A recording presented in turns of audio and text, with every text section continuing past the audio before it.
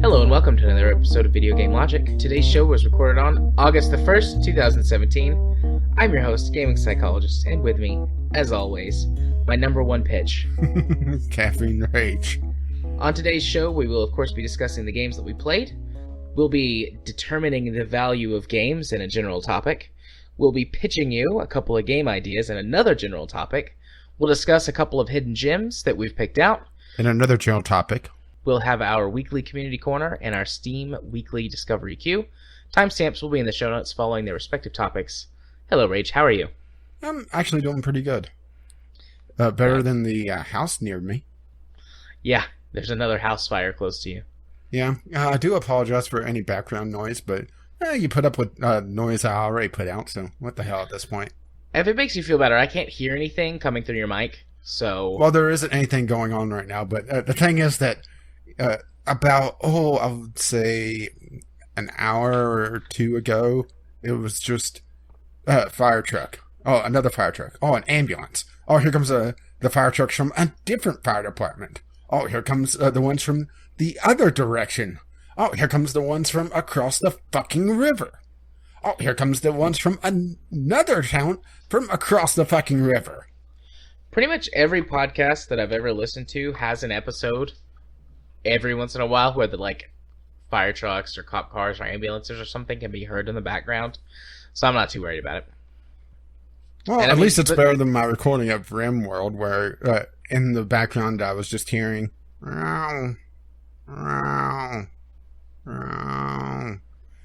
for 4 episodes worth before I decided wasn't worth the effort to try to fix that audio.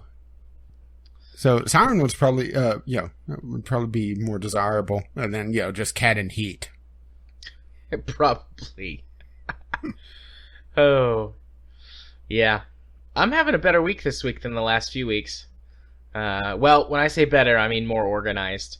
I had a chat with my boss about how he needs to slow his roll with giving me all this work. Here I was thinking, your boss was saying, okay, now, don't fuck this one. Don't fuck this one. Okay, maybe fuck this one a little bit. No, definitely not. But after, give this one the fidget spinner, if you know what I mean. Actually, that does sound like a really bad sex term, you know? Yeah, give him the fidget spinner? Yeah. Now, I wonder if that's like a Superman, a clumsy Superman. A fidget spinner's a clumsy Superman. Or maybe like a sped-up helicopter. Oh, where have we gone? But basically, the point I was trying to make before it got so derailed, there's no coming back. I'm not having to work as much from this week forward as I was the last few weeks, so things are leveling out for me. I do have to get up at fucking 6 in the morning and leave my house at 6:30 to go get supervision tomorrow, so that's gonna be fun. But, I'll get used to it eventually. So, basically, you're going to be the one on high on caffeine. Yeah.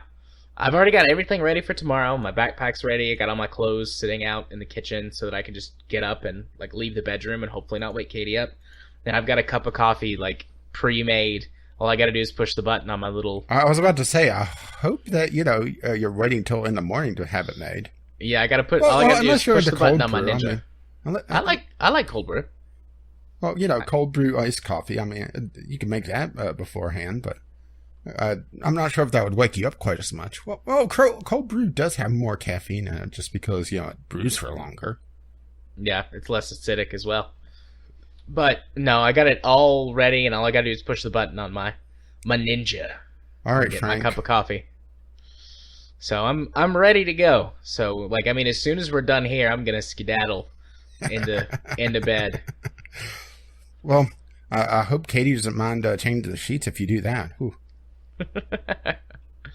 Oh, but yeah, I had an interesting week of games that I played. So let's just go ahead and go talk about the games that we played this week. Well, we're actually going to talk first. about games? Yeah. Obviously, you're going to go first, but when I get to my games, you'll see why I felt like it was interesting. Yeah, I'm looking at your list and thinking, boy, I don't think any of these would hold my attention for very long. Nope. And I'm talking about your entire list, by the way. You might be wrong about the last one on the list. That one was actually really good. But speaking of games that didn't hold my attention for very long, let's start off with Kingdoms and Castles.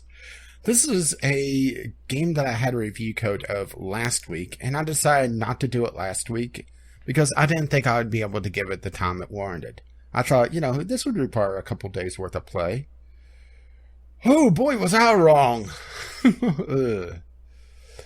Yeah, Kingdoms and Castles, this is a town building, castle, tower defense kind of hybrid. It's a town builder with a combat element.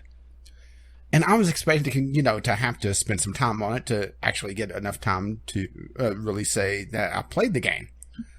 I put 2 hours into it and felt like I played the entire damn thing. Oh shit, I've got Kingdoms and Castles. I got a review code for it like 2 weeks ago. Yeah, I was expecting you to play it. That's because I saw that you had it. It's like, we're going to be able to both say bad things about this game. I didn't even notice that I had it. I'm not going to lie. I've been busy. Welcome to my world.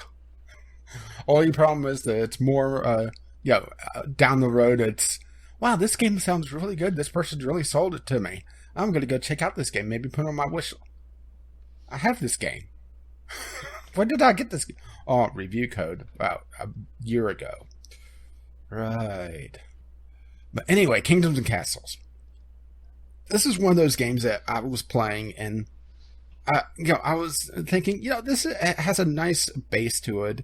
And I didn't really look at the store page beforehand. I got the review code and looked at the blurb on the site that I use. And the problem is that that's like, if it's an early access game, unless they say it in the base text of the game or on the store page, it doesn't show early access. And I was thinking, wow, this is a nice place for an early access game to start. Then I went to the main page. This is a full release? Really? My primary problem with this game is that there's not a lot to do in it. Your supply chains are practically non-existent. You have, you mine iron and quarry stone, and you use those for, the stone is direct building material, and the iron goes to a blacksmith with charcoal, that's made in another building, and that's pretty much the extent of the supply chains. Everything else is just building up your town's population and building up a castle to defend yourself. And that is really it. And it's a shame because it is a very... it's one of those games, it's a very pretty game because it's so simplistic, but it's a simplistic art style that's done well. If that makes any sense. I'm sure you're looking at the screenshots right now, Jared. Yeah, It's a very clean look. It's like 16-bit cell shaded. I would go with a really well done early 3D game because of how it's a low polygonal count on everything.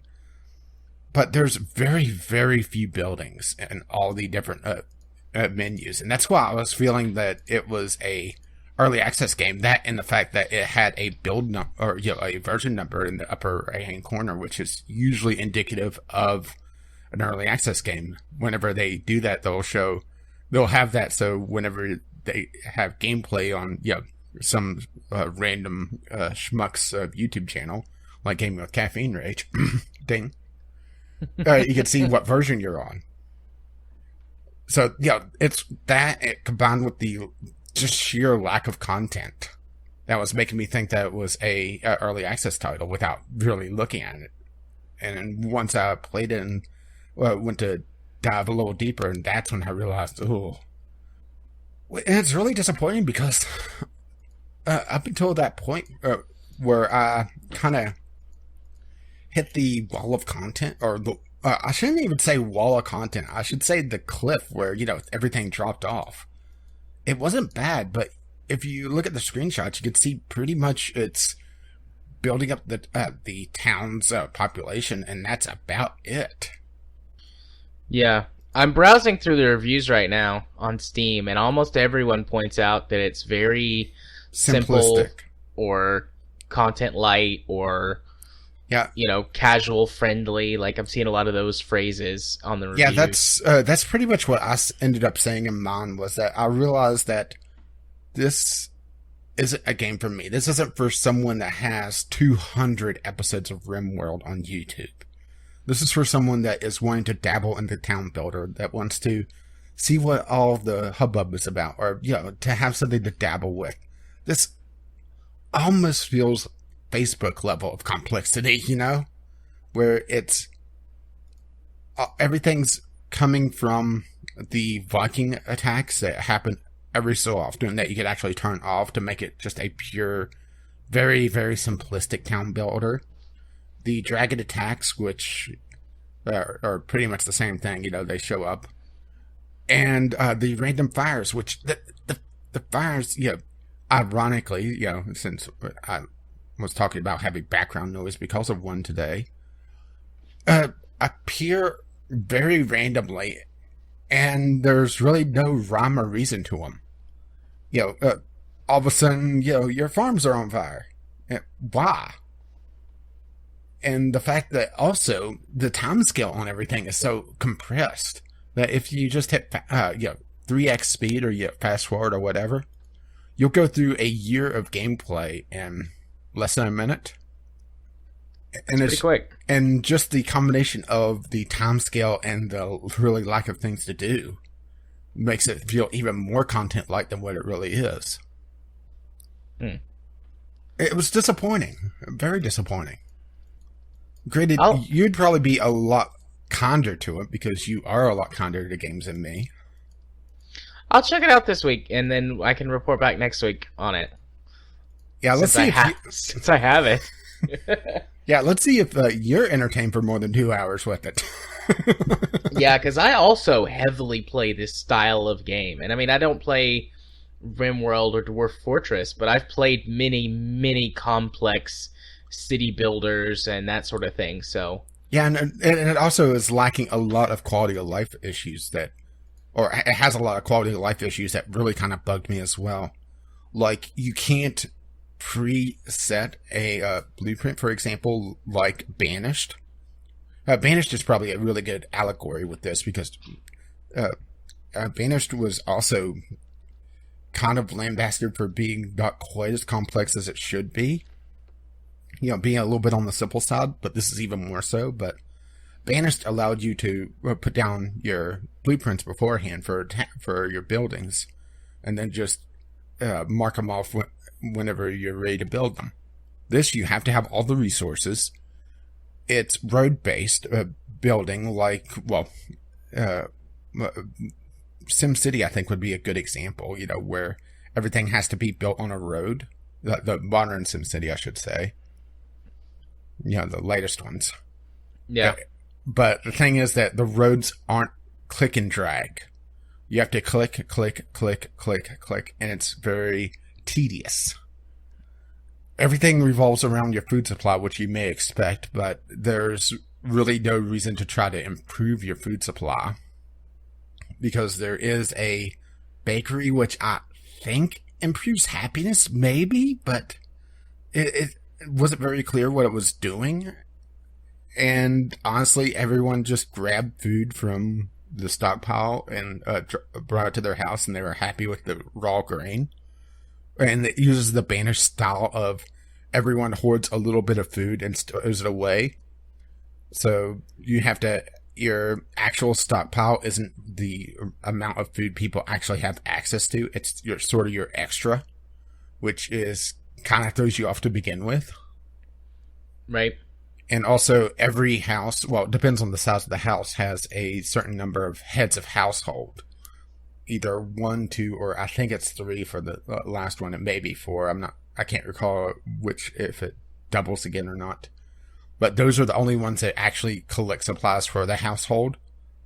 But the fact that a single household, or the maximum size could go up to 30 people, makes it so that you're relying on a very small number of people to supply a large population, which also causes a problem. Okay. Combat is combat honestly feels more tower defense-ish than anything else, because everything is built around these towers and your castle defenses as well. You do have access to a direct army eventually, but it's so simplistic that you're better off just building up towers. There, outside of art style, there wasn't a lot I liked about this game, as you may expect. Yeah, that's usually how it goes, but that's okay. Wait, are you saying that I'm cynical about games or something? No, I would never say that. Out loud. But yeah, I don't think this is for someone that's a veteran of the genre, which is disappointing, because I really wanted another town builder, but this is definitely not it. But it seems to be very popular on Steam. It's actually in the top sellers. So what the hell do I know? Yeah, well, I mean, there's a huge push in gaming here in the last few years to make a niche game. And then usually, after a niche game has been made a few years later, someone tries to take a niche game and make it more accessible or mainstream. And this may be one of those attempts. Well, to be fair, RimWorld is basically taking what Dwarf Fortress was and making it more accessible, but it's still, very deep and very challenging. Yeah. So it's more of how simplistic do you make it? Yeah, fair enough. I don't know. I mean, people seem to like it, but it's brand new, so there might be... It was funded on Fig. I think it was the first game funded on Fig, actually. Yeah, that's what they say here. It succeeded with 725% of its goal. I wonder where they put the rest of the money. Into the art style. Well, to be fair, I think I could make something with this art style. That is something that we should probably talk about at some point, is retro art styles. Okay, because sure. Maybe that will be something for the general topic list, is that there's definitely a fine line between retro art styles being artistic or being a nostalgia-driven artistic choice and making up for a lack of artistic skill. Right. And I don't think that this is making up for a lack of artistic skill, because everything is done really well with their textures. But there's definitely games out there that you look at that's pixel art that you're thinking, yeah, you're doing this because you couldn't draw, right? Admit it, you've seen those games, right? I have, but I do tend to like... Well, no, I really like cell shading. Pixel art's not really my thing, but I love cell shading, and that's Don't what. Get me wrong, I do like low poly art styles like this, and this is definitely low poly. I mean, just look at the trees in the screenshots, for Pete's sake. Yeah. They're green butt plugs. Aw, yeah, my favorite color and one of my favorite things. Unfortunately, they all have a fidget spinner on them. Wah, wah. Alrighty, what else did you play? I was going to say the low poly art style is something that's not completely played out like pixel art. So, it does have that going for it. Which is nice. Yeah. Okay, now I'm done. Alright, well, my other game that I played was just starting up the series for The Incredible Adventures of Van Helsing 3. And I'm not terribly far into the game just yet, so we'll have to wait a few months before I really am able to rip it apart. I will say, this one, they definitely changed things up from the previous one. Whew. And I'm not sure if that's a good thing. The Incredible Adventures of Van Helsing is this is the end of a trilogy of action RPGs. And this one, it seems like they were trying to boil things down quite a bit. And they also changed up the character classes, which is a little strange for a third installment. The previous two had essentially the same character classes and had an import system where you could bring in your character and have the same level and the same skills. But for the third one, they completely removed the class I was playing, which was a little weird. And made it so that the import only carried over essentially the extra advancement points that I never really ground out. So, I'm basically starting up a brand new character in the third installment, which is just strange. Even though it's just an overarching story. Granted, because I do have all three, they did include a copy of Van Helsing Final Cut, which is all three of the games with the third game's character system, but I'm not sure if I'm sold on it. What they did was they condensed down a lot of the skills, they condensed down a lot of the talents, and it just feels a lot more simplistic, which we'll have to see if the game is able to carry itself on its story, because I think that's what's really going to make or break it at this point. Granted, I'm not a huge ARPG fan. I do play a few of them. Matter of fact, this is the fourth one on my channel, after the previous two Van Helsing games and Victor Braun. Which, that is also something kind of interesting, is that of all the ARPGs I played have been kind of a dark fantasy / horror game.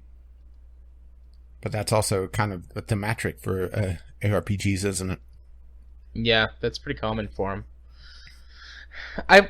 We've talked, I think, on the podcast before about the Van Helsing games, and I've got the first two, but I'm just not a big fan of them. Like, I got them as a review copy back when I used to write reviews for Left Stick Down, so like, I've had them for a long time. I just never got into them because they're not my thing. Well, we're gonna have to see if Torchlight changes that at some point. Yeah. Because Torchlight is one of those games that, yes, it does boil down the ARPG genre, but it also doesn't make it overly simplistic, and that's where you kind of have to find that really fine line. It's kind of coincidental that both my games are rather simplistic examples of their genres this week, isn't it? Yeah, I need to find a sci-fi ARPG. Because, I mean, sci-fi is my thing. I will overlook a lot of stuff for some good sci-fi. So, I'm sure there's more than one out there. Because I don't peruse this genre, I don't know about any of them. I think it's called Space Hack, which was free some time ago, like a couple of years ago, I think. Mm-hmm. And I've played it, and it's okay. I probably got farther in it than I have in any other ARPG. Yeah, the only ARPG, I did a quick search, and then I remembered the only one that I could really think of is one that you can't even play now. Darkspore. Never heard of it. Darkspore was the sequel to Spore. Oh, okay. And it was online only, and they took it offline, I think, earlier this year. It wasn't particularly good. They were trying to do an ARPG with the Spore engine, but wasn't letting people really go wild with Spore, like, the first game. Yeah. So it was more, you'd get a few parts, but what I think they really should have done with Darkspore was, okay, fine, you have your abilities tied to parts, but let people build their creatures from scratch and have that also work out for their stats. So, a quadruped would possibly be faster if it's built sleek enough, but it would be a lot less tanky, but make something with a lot more bulk, and it would move slower, that sort of thing. Looking back, I really want them to try Sport again. Granted, this is EA, and there's no way in hell they're going to do that, but actually put some effort into it. Yeah. and not dumb it down to essentially, I would say middle school level. And it's also kind of weird how, okay, Spore was supposed to be an evolution game, but it played more like a god game. Yeah. So another one, one that I have played, another stuff when I play is Drox Operative, which I talked about it on the show. I think I got it last summer on Yeah, the Steam sale, or maybe 2 summers ago. But it's pretty. I liked Drox Operative because I mean, it's a sci-fi sort of spaceship ARPG, but there's not a lot of direction in the game. So I was okay with it since it was sci-fi, but it was just like, hey, go discover the story yourself. And I played it for a while, and I was like, I don't know enough about this genre to yeah, be able to really dig into it like that. yeah. That's the thing. I think a lot of ARPGs are in the fantasy or dark fantasy genres, just because Diablo is kind of the precursor to a lot of it. Yes, I realize Diablo isn't the only game in town, but you have to admit that they are the biggest. So you'll see a lot of people aping on Diablo, like how MMOs were taking off from EverQuest from WoW. So you see a lot of fantasy in the MMO genre and not a lot of anything else. Yes, there are exceptions, like Eve, for example, but you still have a huge fantasy base in both those genres because that's what people are comfortable with. That's what people know. Yeah. Maybe someday. I'll keep looking. I should go to I think the gaming suggestion subreddit and ask, like, hey, I'm looking for a sci-fi themed ARPG. Here's the ones that I've tried. What else is out there? And then you'll just see a tumbleweed go by. Every time I've asked for something in gaming suggestions, I get that. Like, people are like, we don't know what the fuck it is you're talking about. Because I've actually got some pretty, like, Naval Ops. I went there, like, a couple of years ago. Like, is there any other games that have ever been made like this? And people are like, what is this game you're talking about? Actually, some people who were on there were like, oh, this looks like it'd be right up my alley. I'm sorry there's not another one, but thanks for telling me this game exists. I'm like, well, you're welcome, I guess. But, yeah, maybe someday. Yeah, maybe and who knows? I someday. mean, maybe Torchlight will be the one for me. Yeah, yeah. I will say that the first Torchlight wasn't nearly as good as the second one, but it also comes down to really fatigue.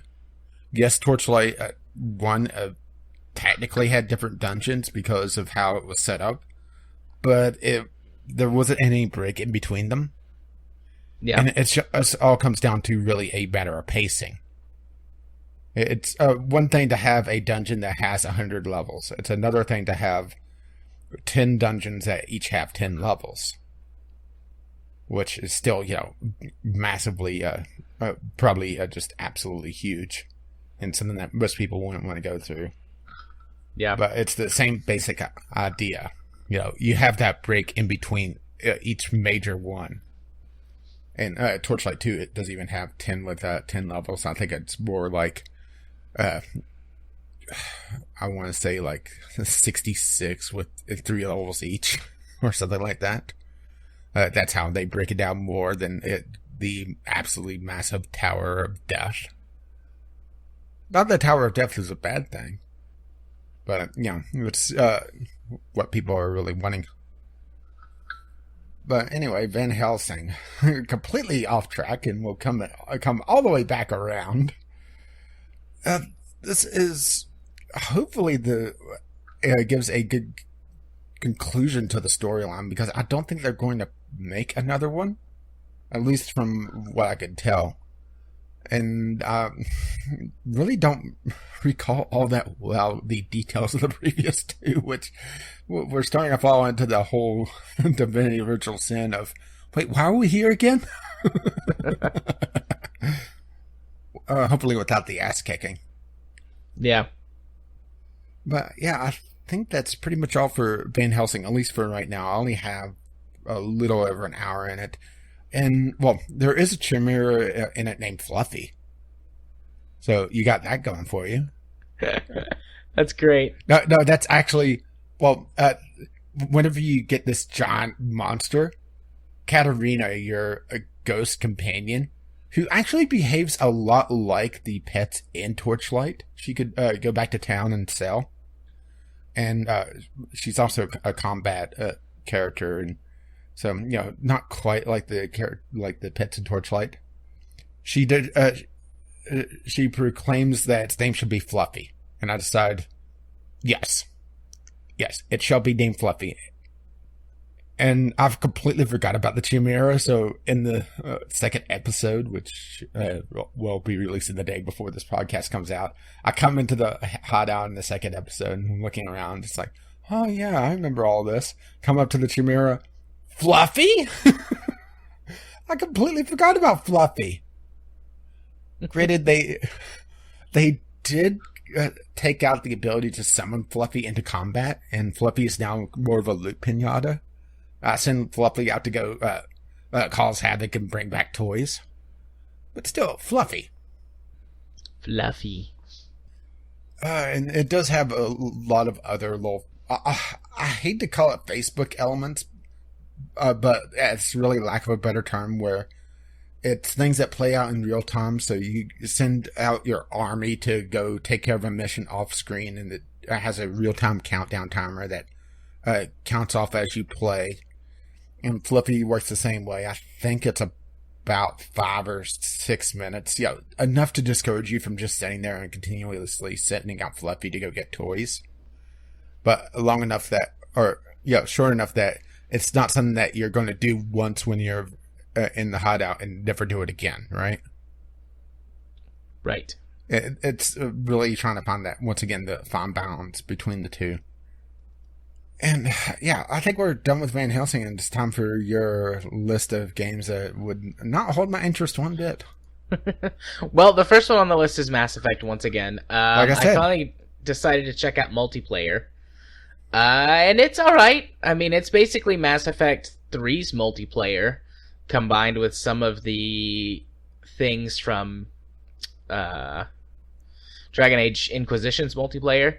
So it's mostly horde mode, and then there's other objectives you have to complete on the map that you're on. So fight off waves of enemies. I'm not sure if it's possible for me to have less interest in this multiplayer now. Fight off waves of enemies, complete the objective on the map. Sometimes you get a choice, and it's like, if you have the right team composition, you can go off and do the bonus objective, or maybe unlock an alternate path to something and get like some bonus loot or whatever. But I mean, basically, it's horde mode with completing the little objectives and then getting to the extraction point. Sorry, I played Alliance. I mean, it's alright. I enjoyed Mass Effect 3's multiplayer. I mean... Well, what do you think about them, the rumors at least? I don't think there's ever been any official acknowledgement of this, that they canceled plans for single-player DLC to focus on the multiplayer stuff. I mean, that doesn't bother me. I feel like it seems disappointing. Mass Effect has always been about the single-player story, but I've never really cared much about the DLC content. The main game is always better than any story mode DLC they've ever put out for the Mass Effect series. So I don't mind that. If you wish to tell Jared just how wrong he is, be sure to email us at vglpodcast@gmail.com. No, I'm definitely right. As with Mass Effect being my number one favorite game series of all time, I'm definitely right. But I'm okay with that. The multiplayer mode is still really solid and fun. There's definitely a lot more variety in it compared to Mass Effect 3's multiplayer and Dragon Age Inquisition's multiplayer, which, like I said, a bunch of this feels like it's based on. So, I mean, it's fun. I enjoy it. It's maybe this is why you're looking forward to Anthem and I'm not. Is that I play a BioWare game for the story and not the multiplayer. I mean, the story for Mass Effect Andromeda is really good, but like, if I want to sit down and play Mass Effect for less than an hour, I'm going to multiplayer, because you can do 2 or 3 matches in about an hour. You get some little bits of story that build on stuff that you've been doing in single player, because you have to progress through the single player story to unlock some of the missions in multiplayer. So you get some little, I don't know, bonuses and codex entries and stuff like that. But it's fun. It's enjoyable. I like it. And I played Mass Effect 3's multiplayer a ton.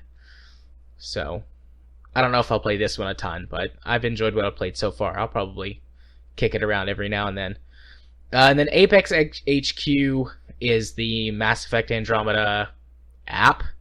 I didn't even pay attention. That was the Mass Effect app. I just saw Google play.google.com, play.google.com, play.google.com. It's like, Well, odds are I'm not going to be interested in any of these for very long. Yeah, I don't keep interest in mobile games.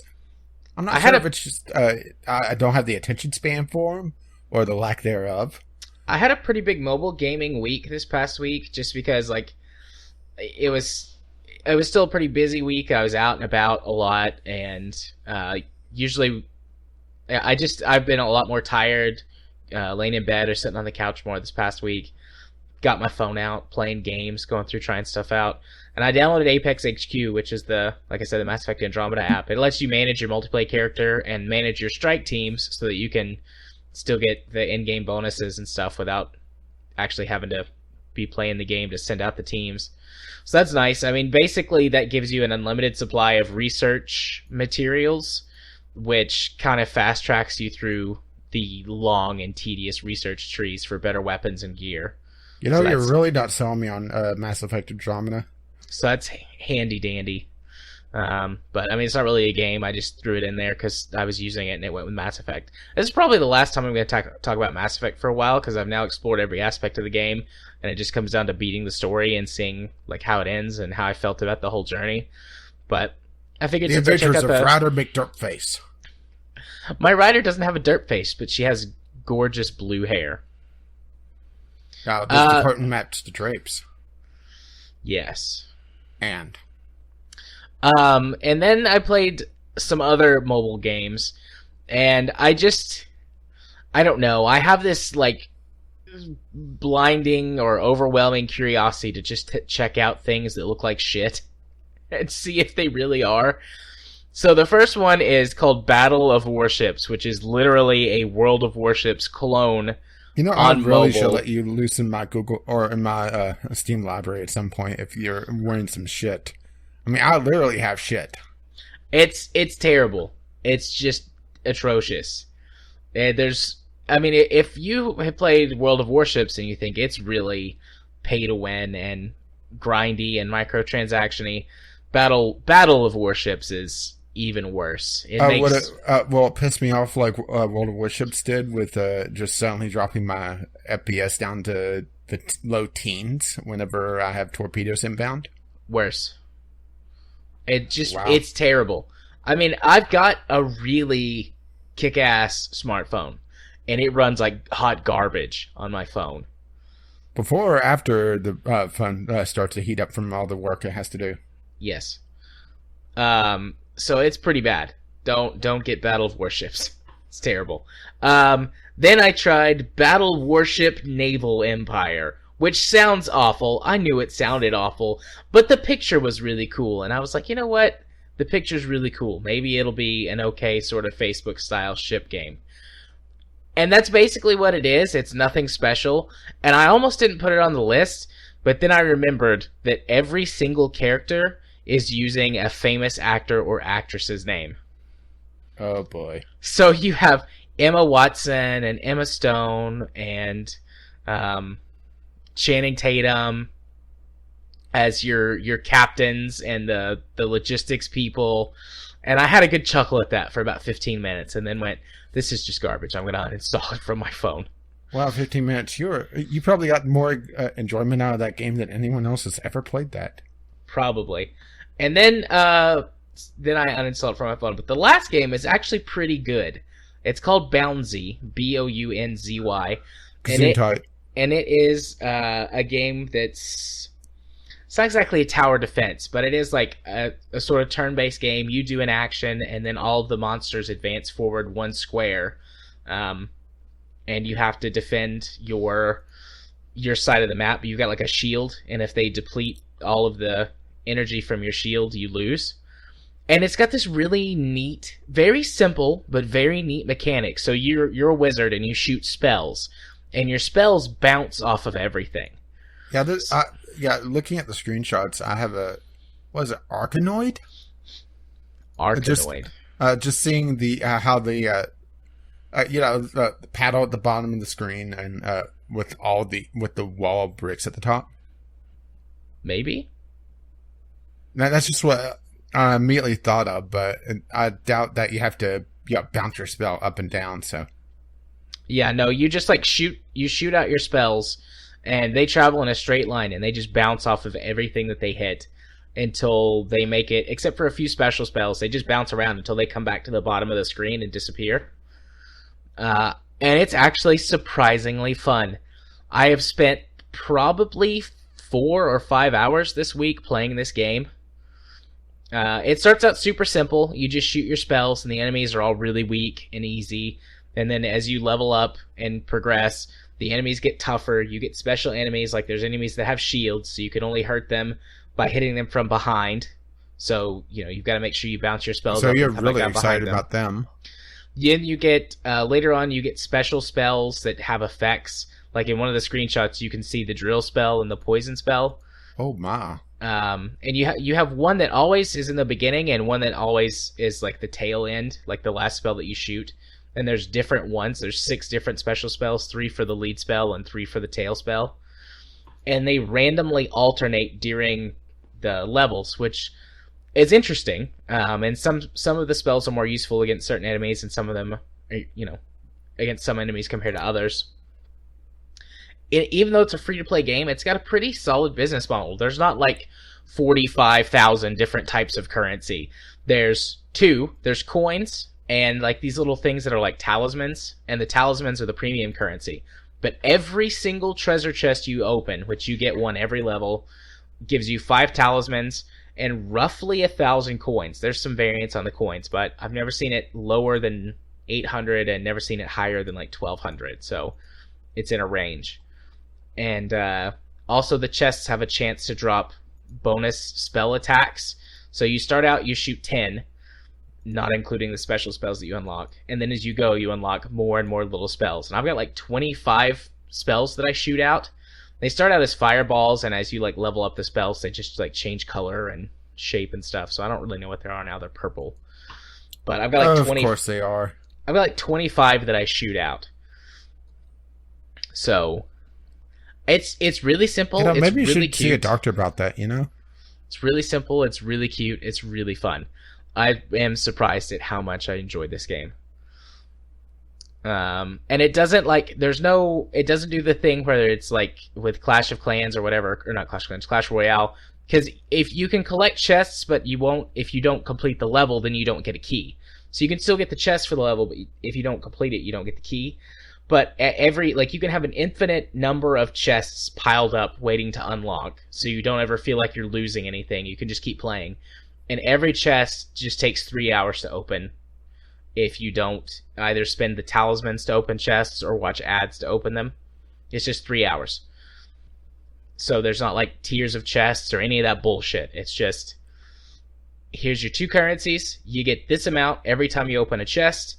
You can have as many chests in your backlog as you want. So even if you get stuck, as long as you can make it far enough in the level to get the chest, you can keep collecting the chests and they'll keep opening. So, I mean, that is grindy, but it's not like, I'm just waiting. Game. It's not like, I'm just waiting for this one item to drop so I complete the level. It's like, I collect the premium currency, I collect coins, and eventually I'll be able to level up my stuff and keep going. It's pretty quick. Most levels take like 2 or 3 minutes, which, it's a mobile game, so you can play a level while you poop.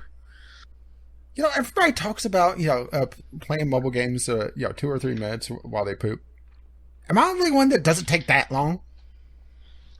To poop?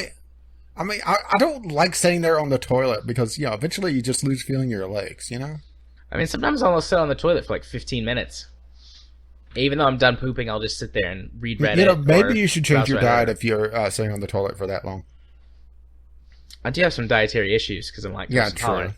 But no, usually you need to probably not have that inside-out grilled cheese thing that we were talking about. No, I mean usually I'm good after like 3 or 4 minutes, but sometimes I'll sit there for 15 and just play games on my phone or browse Reddit. But yeah, this is a good game. I really like it. It's really nice to find every once in a while a nice, well thought out, well designed little mobile game. It makes me happy. Yeah, only problem is, ironically enough, swimming through the sea of shit to find one. Yep, that's why every once in a while I just go on these like benders and just, all right, let's do it. Let's download all the mobile games. And I'll download, 10 and play through them. And honestly, most of the time I round up just uninstalling all 10 of them, but every once in a while I find one, and I add it to my list of mobile games that I really like. And this is one of them. Bounzy. Bounzy. Great game. I'm probably gonna buy some premium currency just to give him some money, because I really like the game. Oh, I forgot about the special spells, actually. Like the special abilities. You can spend talismans on to do special abilities, and then each ability does different stuff. But honestly, if you're decent, like if you're even halfway decent at using the spells themselves, like the normal ones that just shoot out, you'll never need them, because you'll get really good at getting ricochets and stuff to kill all the enemies. Yeah, but to be fair, we all know that you're indecent. I'm pretty good, actually. I very rarely lose. Oh, no, we weren't talking about that. Oh, right. The lack of pants and showering and that sort of stuff. Yeah, and also being a little too hairy, you know? I am very hairy. So yeah, those are the games that I played this week. More Mass Effect, one good mobile game, and a couple of shitty ones. Yeah, well, I ended up playing starting a simplistic ARPG to get the end of the story that I've done previously, and an unspeakably simple and disappointing town builder. So, hey, it was a high week on video gaming for the both of us. Yeah. That's okay, though. It's okay. All right. Yeah, it is. Can't have the good times without the bad times. Otherwise, everything is just bland. All right. Anyways. Speaking of having the good times without the bad. Yeah, let's move on to our first topic this week, determining the value of games. So this one was submitted to us by Jimmy Jam, good old Jim 3535. We were going to get to it last week, but we ran out of time. We spent much longer on Game Club than we anticipated, so we're doing it this week. So, well, to be fair, Game Club was 2 games. It was. So this is a question that I've seen talked about many times before, and it's I don't. There's not really an objective answer, because this is one of those things. This is definitely, I think, going to end up to let's agree to disagree, because, well, I'm a cheapskate when it comes to games to begin with. Yeah, I mean, I've been on like both sides of the fence with it over the course of the last, I don't know, 5-6 years, just as my life has changed, going from having no money and some time, and no money to no time, and some money and some, like, I've just been all over the place the last few years. So one of the most common sort of value propositions I've seen placed upon games is the $1 1 hour value proposition. Which I really don't think that is completely fair, because then you get open world games that you could sink hundreds of hours into. Well, let's put it this way: if it's your game has to be 1 hour of game time or potential game time to $1. Well, then Spore is the greatest. Well, Spore and No Man's Sky are the greatest value propositions in gaming. Infinite replayability. Yeah. So I used to be a pretty big fan of the $1 1 hour, but the reason I was that was when I was in college and I had a decent chunk of free time but no money. So I was like, if I'm going to buy a game, I'm going to have to be able to squeeze out every single last minute of enjoyment from this game. And I'm going to buy Skyrim, and I'm going to play it for 50 million hours, and I'm going to buy I went through a big JRPG phase in college, and I always liked JRPGs, but one of the main reasons I played them so much was because, I could get them. They grind. So you spend 50, 60, 70, 80, 100 hours playing these games, and JRPGs in the States are very rarely full price. So it's like I'm spending $25, $30 bucks on this game that I'm going to play for 100 hours. Great value. And so I would play JRPGs nonstop because I could get so much value out of them. And going back, there's very few of those JRPGs that I'm like, yeah, I actually really enjoyed that game. Like, there's a couple. The Last Remnant, I know that you have had issues with that game, but I genuinely like The Last Remnant. I was confused about what the hell was going on, but the gameplay just turned me off so much with The Last Remnant that it felt like I was more just rolling a dice to see if I was even able to attack, let alone win a battle. Yeah. And the fact that it seemed like nobody understood what the fuck was going on with that game's combat system just was disappointing, because I actually liked, the Final Fantasy series, which is the same developer as the Square game, The Last Remnant. Yeah. But no, it's the thing that what the hell is going on? Yeah. But so I used to subscribe to that, and I think that works for a lot of people who game on a budget. I think it works for some games, especially the experience games these days, which is mostly going into the VR area nowadays. Because the VR seems to really focus on these very intensive, short experiences. Yeah. Which, to be fair, I don't think you want to have, most people at least, want to have a game where you spend 500 hours with a VR headset on. At least, for now. At least until you get that force feedback cod piece. Yeah, well, I mean, VR headsets get hot and stuffy and uncomfortable after a couple of hours. So, yeah, I wouldn't want to play a game that's 100, 200 hours long. Yeah, but on the flip side of things, looking at VR games and see this game has half an hour content. This game has an hour of content, and that's a selling point on on the store page. It's just one of those things that, this doesn't have a good value proposition for me, even if I had the VR headset, because it's under even the refund barrier, which I think the refund barrier is like your bare minimum these days, at least on Steam. It needs 2 hours of gameplay. Yeah. I mean, I think a game developer that puts out something that has under 2 hours of pure gameplay is just asking to be just review bombed and refunded. Yeah. What is your sort? I know that you say that you're a cheapskate, but is there a set of rules or guidelines that you go through where you evaluate the value of a game? Well, mine is more just a general set of things. If it's an episodic game, it has to either be complete or show promise of being complete, because I have a few things that are episodic games that have 1 or 2 episodes out, and then they just drop development, or the developer just quit, just shut down.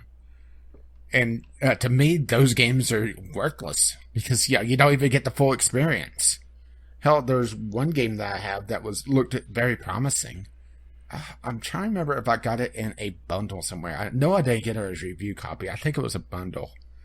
That is essentially a Harvest Moon game, but it's a heavy emphasis on the story. And just trying it out, it looked very, very promising and very interesting. And they moved it from being a early access game to an episodic game, and released the first part as an episode. And then the developer just pretty much disappeared. Okay. Well, I see what you're saying, but that's not exactly the question I was asking. Well, I was more setting a general set of rules. Okay. For what I consider worth it. So you're not necessarily looking at price because you're... for some things. I mean, if something is a AAA price, it better be... give me something that's worth it. That's the thing, is that I don't want to play a 2-hour experience that's a $60 game. Yeah. No, that's completely fair. What's the most you've paid for a game in, I don't know, the last couple of years? Oh, I would say 30. What did you spend $30 on?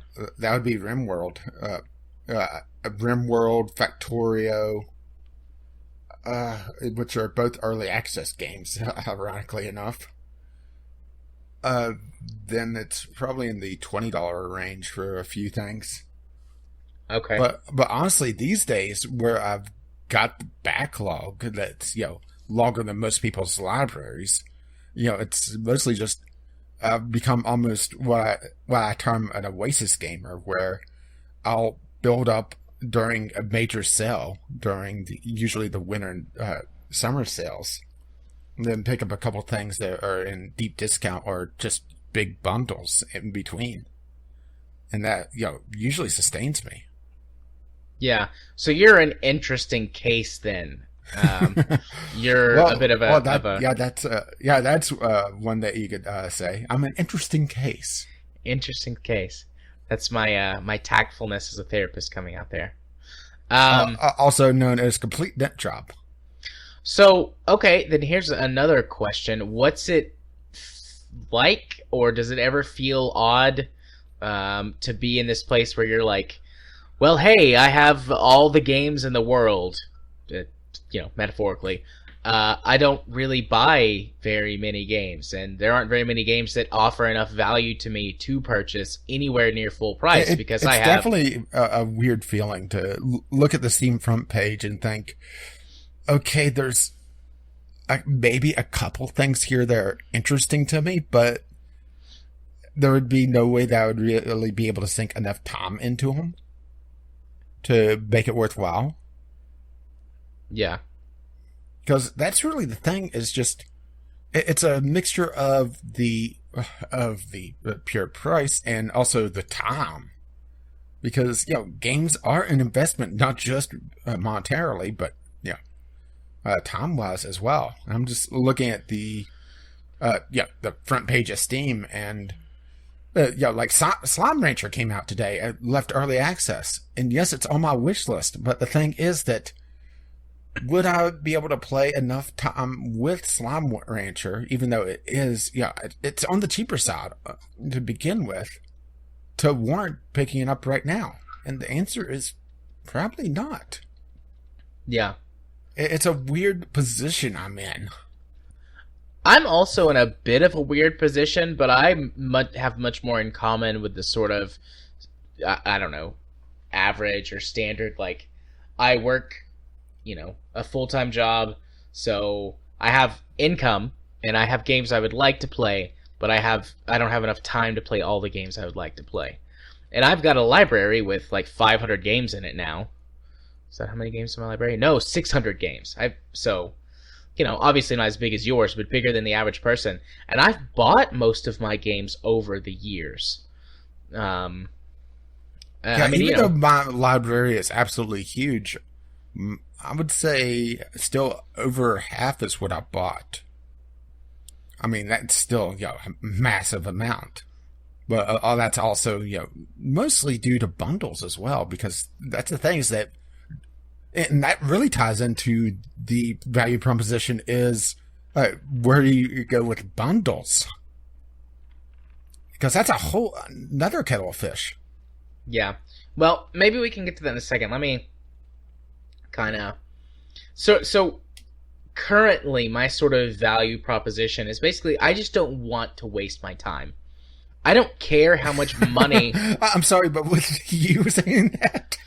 I don't care how much money I spend at this point anymore. Like, I spent like $150 on the Steam sale, last month, and only walked away with like 15 or so games, which, even a year ago, I would be going like, what are you doing? You could get so many more games for $150. But I've hit this tipping point where now I don't care if I spend more money. I just want games that I'm going to enjoy. I don't want to waste my time playing something that is not fun.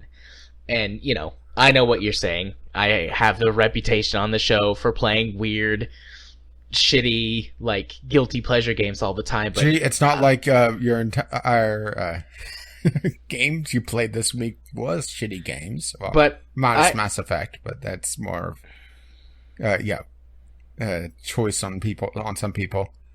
But I mean, I enjoy that sort of thing. I'm not going, well, I might enjoy this weird dating sim, but since I'm only gonna really get like 2 hours out of it, I'm not gonna buy it. I'm gonna buy this other game instead, where I can get 100 hours out of it. Yeah, well, most of what I bought in the last Steam sale was either for the game club or YouTube stuff.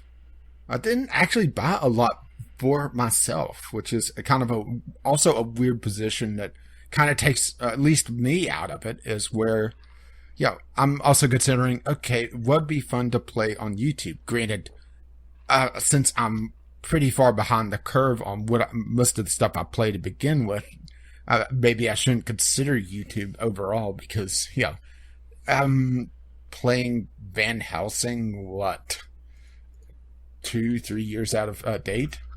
Yeah. Let me actually see when that released, because that will be an interesting thing. When did Van Helsing 3 release? Click off all the things. 2015. So yeah, it's one of those things that most of what I play is at least a year out of date, if not more, not counting early access stuff or stuff for the Sunday Sampler, which is either a review code or just, oddball stuff to begin with. So it's a weird position I'm in to begin with, which maybe makes, my opinion completely worthless. I don't think it makes it worthless. It may be less helpful to someone who's in a more sort of standard position, but I think it provides a different perspective that, gives people a sort of a different outlook on it. Yeah, and also a lot of my value proposition is also more of a genre to genre thing. Like, if it's a very, very short point click, for example, I'm not as willing to spend $15 or $20 compared to something like a dating sim or visual novel where it's going to have a lot better writing, most likely. Yeah. Is there any amount of money that you consider to be too much? Like, I've always kind of had this rule of, the $5 impulse buy. Like, I'll buy anything that looks neat or interesting just to give it a try for $5, but I guess that's not really what I'm asking, though. That's the inverse. I would say my impulse buy would be in the $5 to $10 range. It really depends on what the game is, and because I picked up Brick Rigs, for example, and that was slightly out of the impulse buy area, but it was something that looked interesting. Yeah. What's the most you would spend on a game, period? I would go full price AAA. So $60. Yeah, and that's pushing it for most things these days, because I usually don't buy AAA right out the gate anyway. Yeah. But that's the hard line. Usually it's more the $30 to $40 range. Yeah. I probably wouldn't. Let's see. And I'm using extremes there. 30 to 40 is probably more likely my area, but 60 is right now the hard line. And the thing is that gaming is going to have to eventually go past the $60 price tag for the AAAs. Yeah. I mean, we're already seeing it with DLC, which that's something else. Is where does DLC fall into this? Yeah.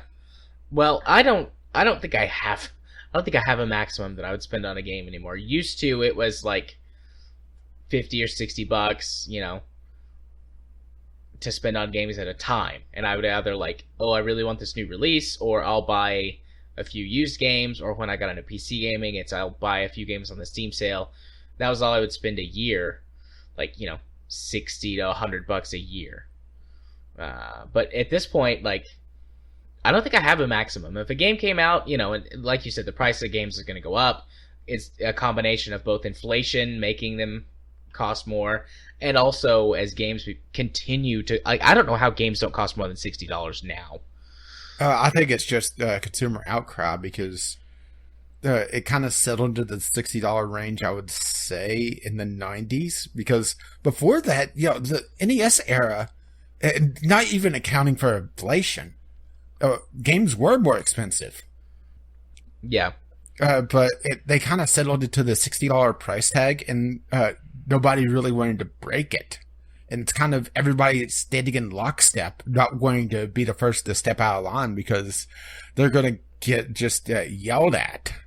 So they're trying to come up with all these ways that, yes, it is $60, but to get the full experience, you need the DLC map packs. You need to get the extra character classes that are also separate DLCs. You need to get all the little story DLCs.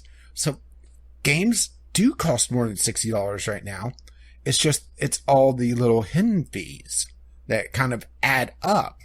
Then you get, the special editions, which are also, more expensive, but they give you something else that people see as an extra value. So yes, it is worth more than 60, but is it? Yeah. And that's also something else, is that I would love to see special editions and, collector's editions have the extra stuff sold separately instead of, because, most of the time whenever you see these collector's editions and special editions, it's always pre-order stuff. And that's, breaking commandment number 1. Yeah. Yeah, there's a, or the special edition or whatever it is for Andromeda has, like, a multiplayer starter pack and some clothes, and it's another like $20. It's like, why would I buy? Although you can buy that separately if you want to. I think it's only $10 actually if you buy it separately. Also, it's a sucker tax. Yeah, pretty much. Yeah, but that's the thing, is that usually these pre-order bonuses, if they become available, they are not available till way, way, way, way down the line, or until the Game of the Year edition, if they become available at all. Yeah. I wanna pivot to the value of gaming more generally, if you don't have anything else you want to talk about, in sort of our personal value, the way that we look at buying games sort of topic. Well, like I said, my problem is that I just look at games as, how does this fit into the backlog? And I think that's going to be a problem for more people than you may give credit to, just because gaming on PC does get very cheap very quickly if you know where to look. Yeah. Well, that was part of the sort of overall value proposition of gaming as a hobby that I was about to get to. Well, do we want to throw in bundles before we go into that? Or... because that's something else. If you think that that's wholly separate, we can go ahead and hit that. That does fit completely separately, just because of how, especially Humble Bundle. That's the big one these days. Unless you want to count the card farms from, was it Bundle Stars that does it? Yeah, Bundle Stars has had 2 in the last 3 months. I think they've had more than that. It's just I know of 3 they've done. Oh, I've seen 2. I got 50 games 3 months ago, and then last month they did another one that was 25 games that I bought. Yeah, and none of them are worth the ones and zeros they're made out of. No, they're terrible games, but I bought them for trading card farming. Which is something else that's kind of offsetting all the price of games to begin with. All the trading cards. Yeah, I spent $2 on 75 games, and I'll get probably $8-ish, $6 to $8 in trading cards. But I think Humble Bundle's really the only major site going on right now. I know there is Groupies, but I'm not sure if they're offering anything worthwhile. Used to be Indie Royale was pretty good, but they went bankrupt with Desura. It was the same parent company. But just buying 15 games for just a couple bucks on Humble Bundle really devalues a lot of these games.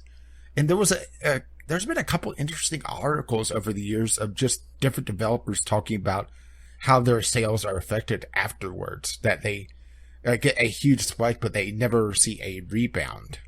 That maybe I should have dug up, but here's a good example. The Humble Saints Row bundle. $1 to get Risen 3, Deadlight Director's Cut, Homeland, and Saints Row 2. I mean, where does that put the value of these games? Yeah. Assuming you don't own any of them to begin with. Right. It's I don't have an answer specifically to that question, like, you know, where do you put the value of those games? I mean, for my example out of that is Saints Row 2. Like, that game's several years old at this point. Is that just Well, none of these are particularly new. No, I guess not. I'm the most familiar with Saints Row 2 out of that list. And I mean, it's a game that you could get $100 out of pretty easily. Getting it for $1. You know. Yeah, this is probably not the greatest example, just because this bundle is mostly Saints Row. Oh, Mighty Number 9 is already on a Humble Bundle. I didn't even pay attention to that. Oh, that's something else that we could really talk about at some point. Kickstarter games. Yeah. But bundles really make gaming very cheap, and I think it may skew the overall price of gaming for a lot of people, particularly people who are just getting into the hobby, or people that want to expand their libraries. People that someone that hasn't played Saints Row, be able to get all the games in the series for $15, and that is, well, all the games except for Saints Row 1, ironically enough, along with a few extras along the way. That's a hell of a buy. But then it comes back to, you know, what does that make the value of those particular games to someone that is getting the mass group of them? Yeah. I don't know.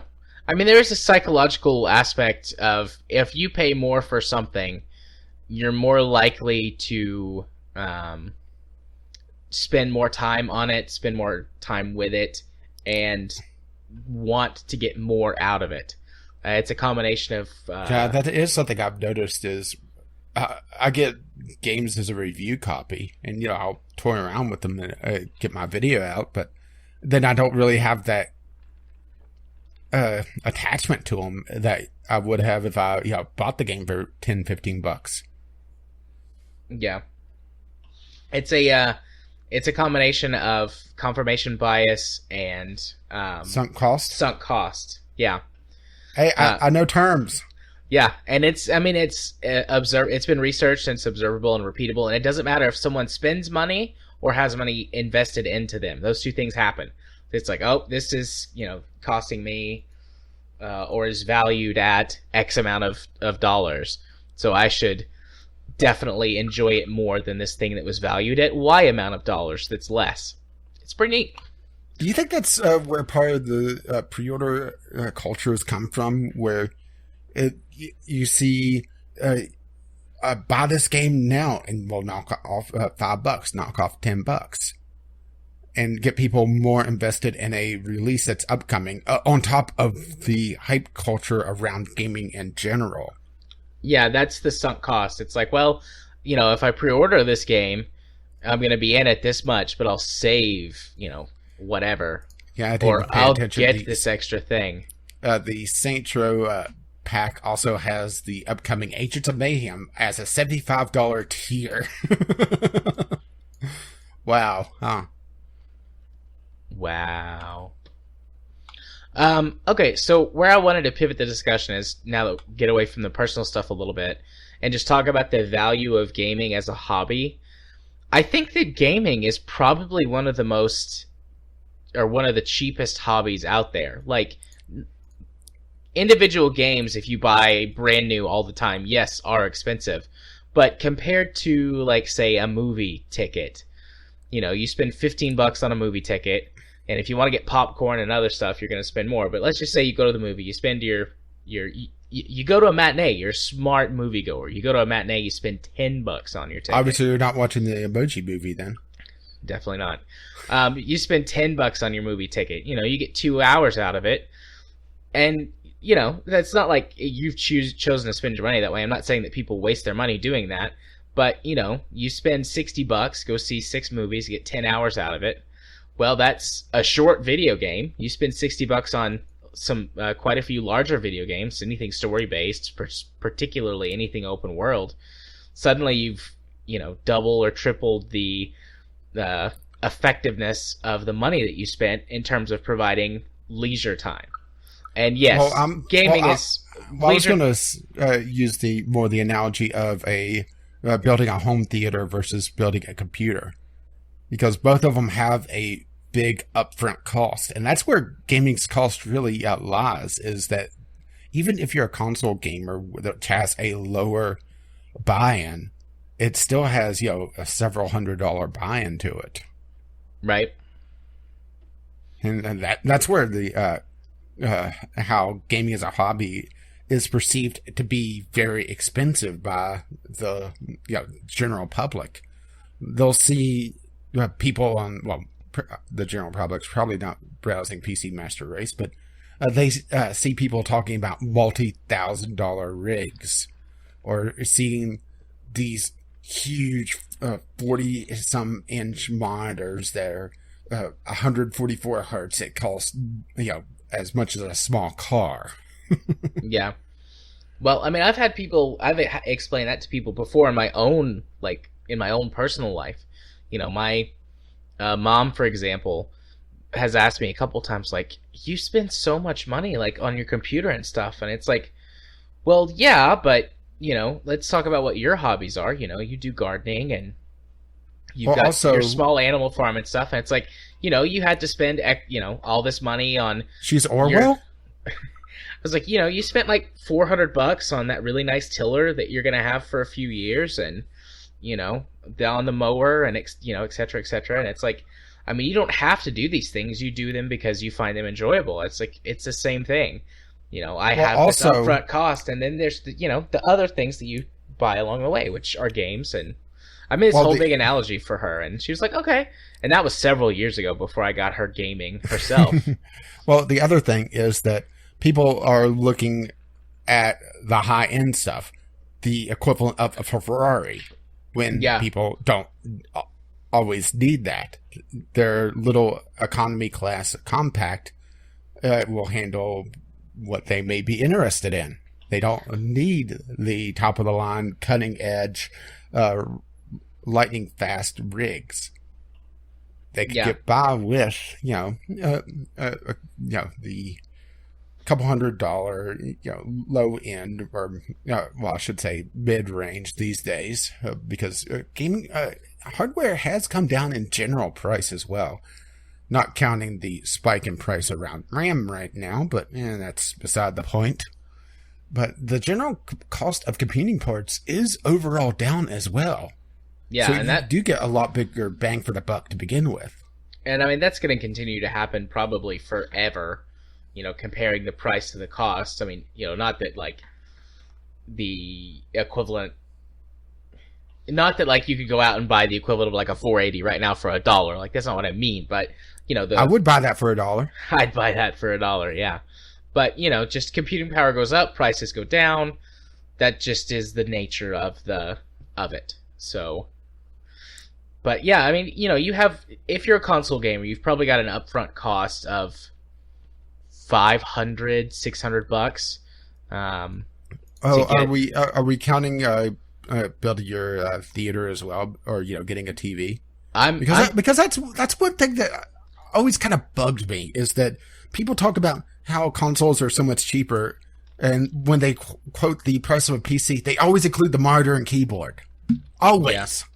Yeah. That's something that just drives me absolutely batshit insane. Do you include the price of the TV and everything else, your home theater system? No. Sorry. No. Slight tangent there. I was not including a TV in that. I think that there's only there aren't very many homes per capita in the United States that don't have TVs. Most houses have multiple TVs, or most households have multiple TVs in their home. So, I mean, I wasn't including that. But, you spend $600 up front, you get your console, a couple of games, anything that they upsell you on, because you're a peasant buying a console, so you'll buy anything. Don't me. forget to spend the $120 on the Elite controller. That was mean. I shouldn't have said that. The Elite controller is pretty cool, I have to say. Like, I don't own one, but I've messed around with one. I was They're really interested nice. in it for until they announced the price tag, and it's like, no. Yeah, well, I mean, that's that whole upper end thing, like the standard consoles are like your, the Xbox, PS4, like branded controllers, or your mid range. The Mad Cats and Pelican is like your cheap shit, and then no longer Mad Cats. well, yeah, but that was the first thing that came to mind. I mean, Hey, I've had a couple decent Mad Cats controllers over the years. I've had a couple also of good ones too, but also I've had some real shit ones. Mad Cats actually did pretty well on their fight sticks for quite a while. yeah. But anyways, and then your entry level cost for PC gaming is a pretty big range. But I'm gonna guess if you want to get like a decent rig, you're gonna spend $1,000 on a machine.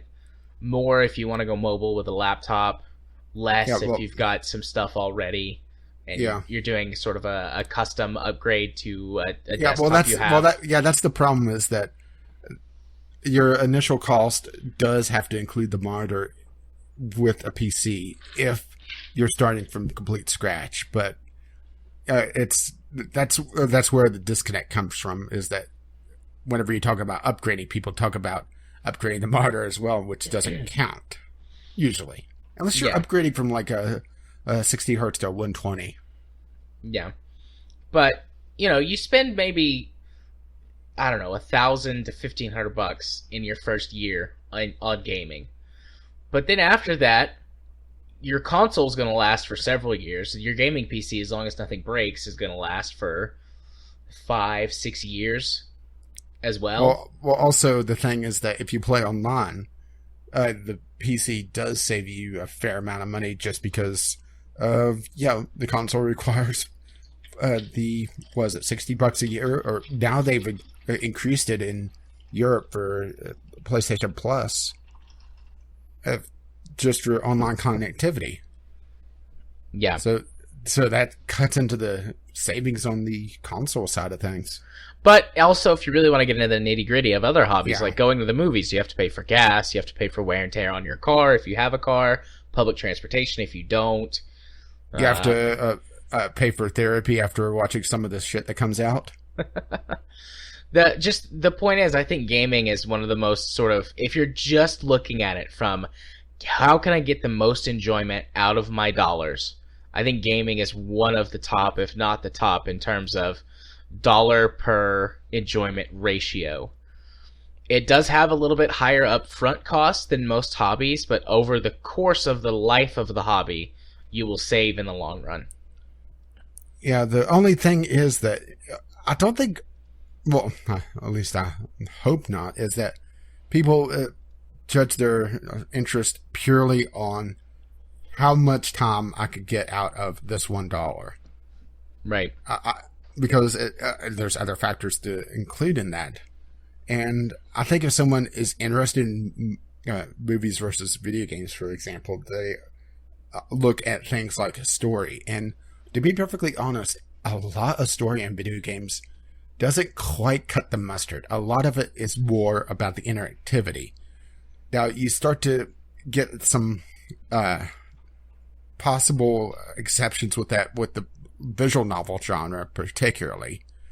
But I don't think that story really is there for video games. Quite yet, at least. For the most part. I disagree. I think it's there, and games have gotten pretty good at telling the sort of stories that we see in books and TV shows and movies, that sort of thing. And then we've got some very special, unique cases that just can't exist in other mediums, like Brothers.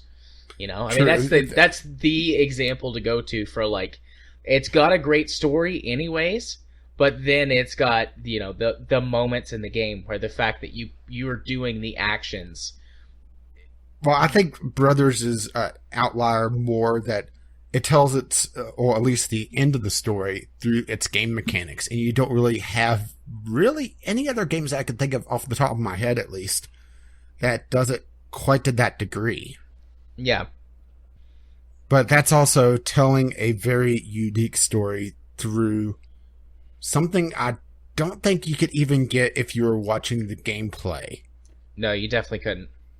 That's definitely a first-person experience, and something that it's kind of a weird thing that in the era of everyone's trying to get Twitch integration in their games and getting YouTube integration, trying to get people to stream their games, that you have a game like Brothers: A Tale of Two Sons where there is no way to really show the impact of that one moment. Right. I think another big value add to games is going off of the interactivity. In movies, TV shows, books, you have your perspective controlled. And something as simple as being able to move the camera and look at stuff opens up a whole new level of appreciation, I think, for the art that is entertainment.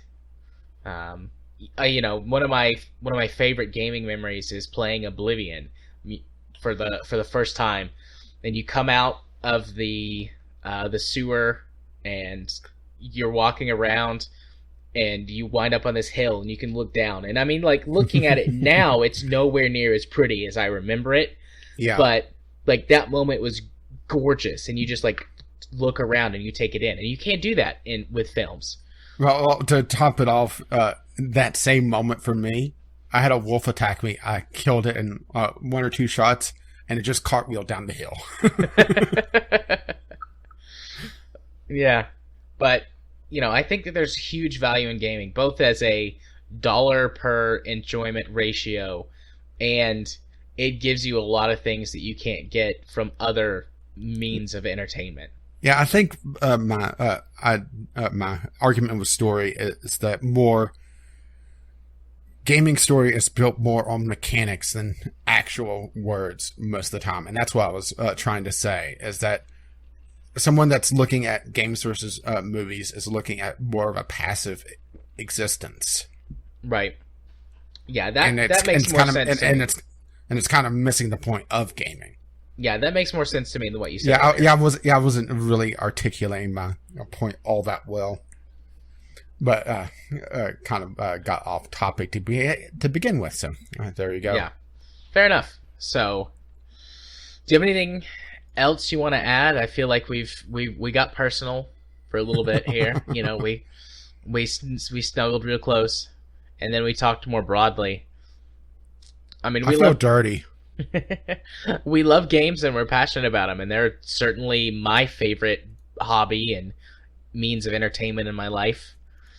So yeah, even though I talk bad about games a lot of times, it's more the fact that it annoys me about things that really shouldn't be in gaming anymore, or things that I see as kind of wrong, Yeah. Fair enough. I mean, you're hard on games because you love them, and I just love them. No, you're easy. That's what you are. You're hard on games because you love them.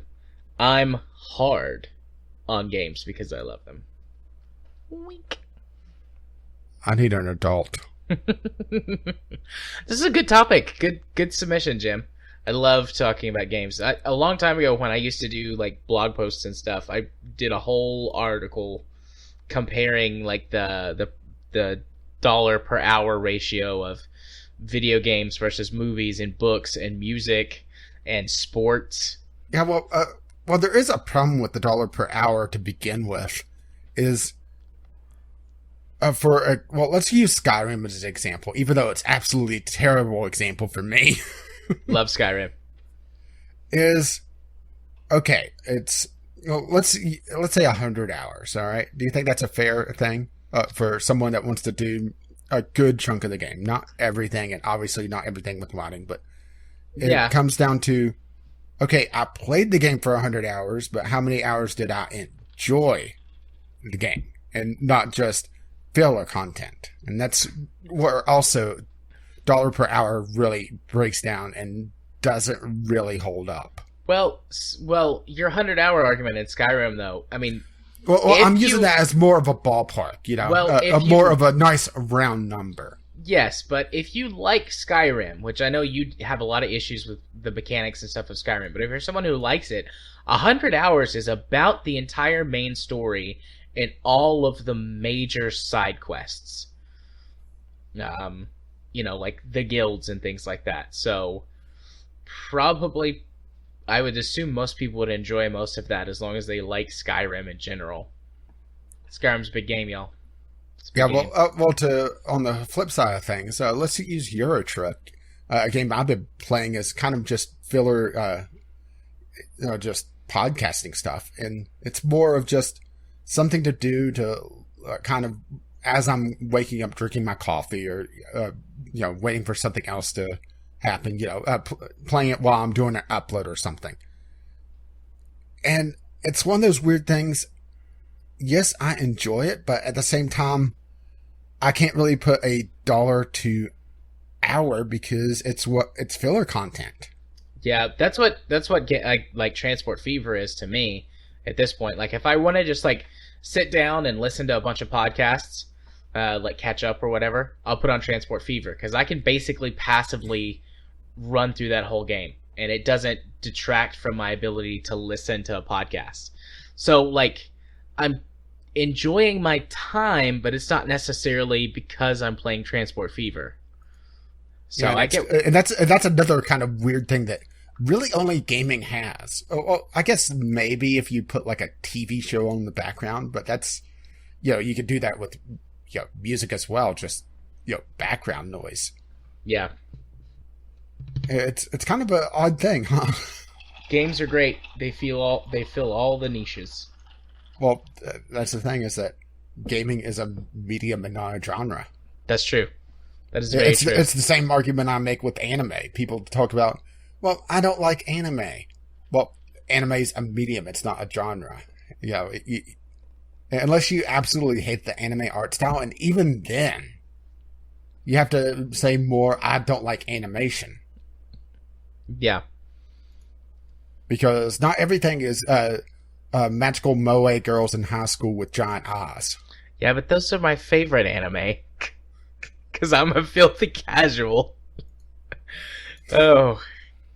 Peasant. You're an anime peasant. I'm just the worst. I know. I'm just gonna have to get you to watch another anime. But we still need to do anime night at some point with us. I love my high school battle magical witch girls. I love it. With or without tits? Yes. Okay. I think we have thoroughly covered this topic. Like I said a minute ago, good topic, Jim. Yeah, and let us know what you think. Indeed, please. So, now that we've done that, and it looks like it went a little bit longer than I thought, so yay for good discussion. Yeah, we definitely went long there. Let's move on to our next general topic, which is going to be a recurring topic at some point. Probably, maybe if we come up with a list, just be good filler if we really need to make up some time. And it's a slow week. But pitch a game. So, we've each come up with ideas about games. Well, I think you said you only had one. And then the thing is, I had an idea, and then I was... really thinking and kind of let my mind wander, and I came up with one that I liked better. Okay. But, so yeah, we're each going to pitch a game and just sort of describe it, and then the other person, might get some good back and forth, ask some questions, make some suggestions. And who knows, any game execs out there listening, if you want one of these game ideas, just let us know. All right. Our licensing fees are cheap. Do you want to go first, or do you want me to go first? Well, well, choo choo. That's not my game, by the way. The train's gonna go first. So anyways, do you want to go first, or do you want me to go first? Well, how enthusiastic are you about your idea? I'm feeling pretty enthusiastic about it. Okay, we'll break conventions and let you go first. Okay, so here's my idea. Right. So I love KSP. I love the really mostly realistic orbital mechanics. I mean, it's not perfect, but it's probably the most realistic space game I've ever seen in terms of orbital mechanics. So I want that in a game that you're playing like the equivalent of a SpaceX, like you're a private space company. You start in the late 20th, early 21st century, and your goal is to build a successful space company and eventually colonize the solar system. And it's going to be like 99.9% reality. The only sort of sci-fi-esque thing that I want to be in this game is that at some point you can research a torch drive.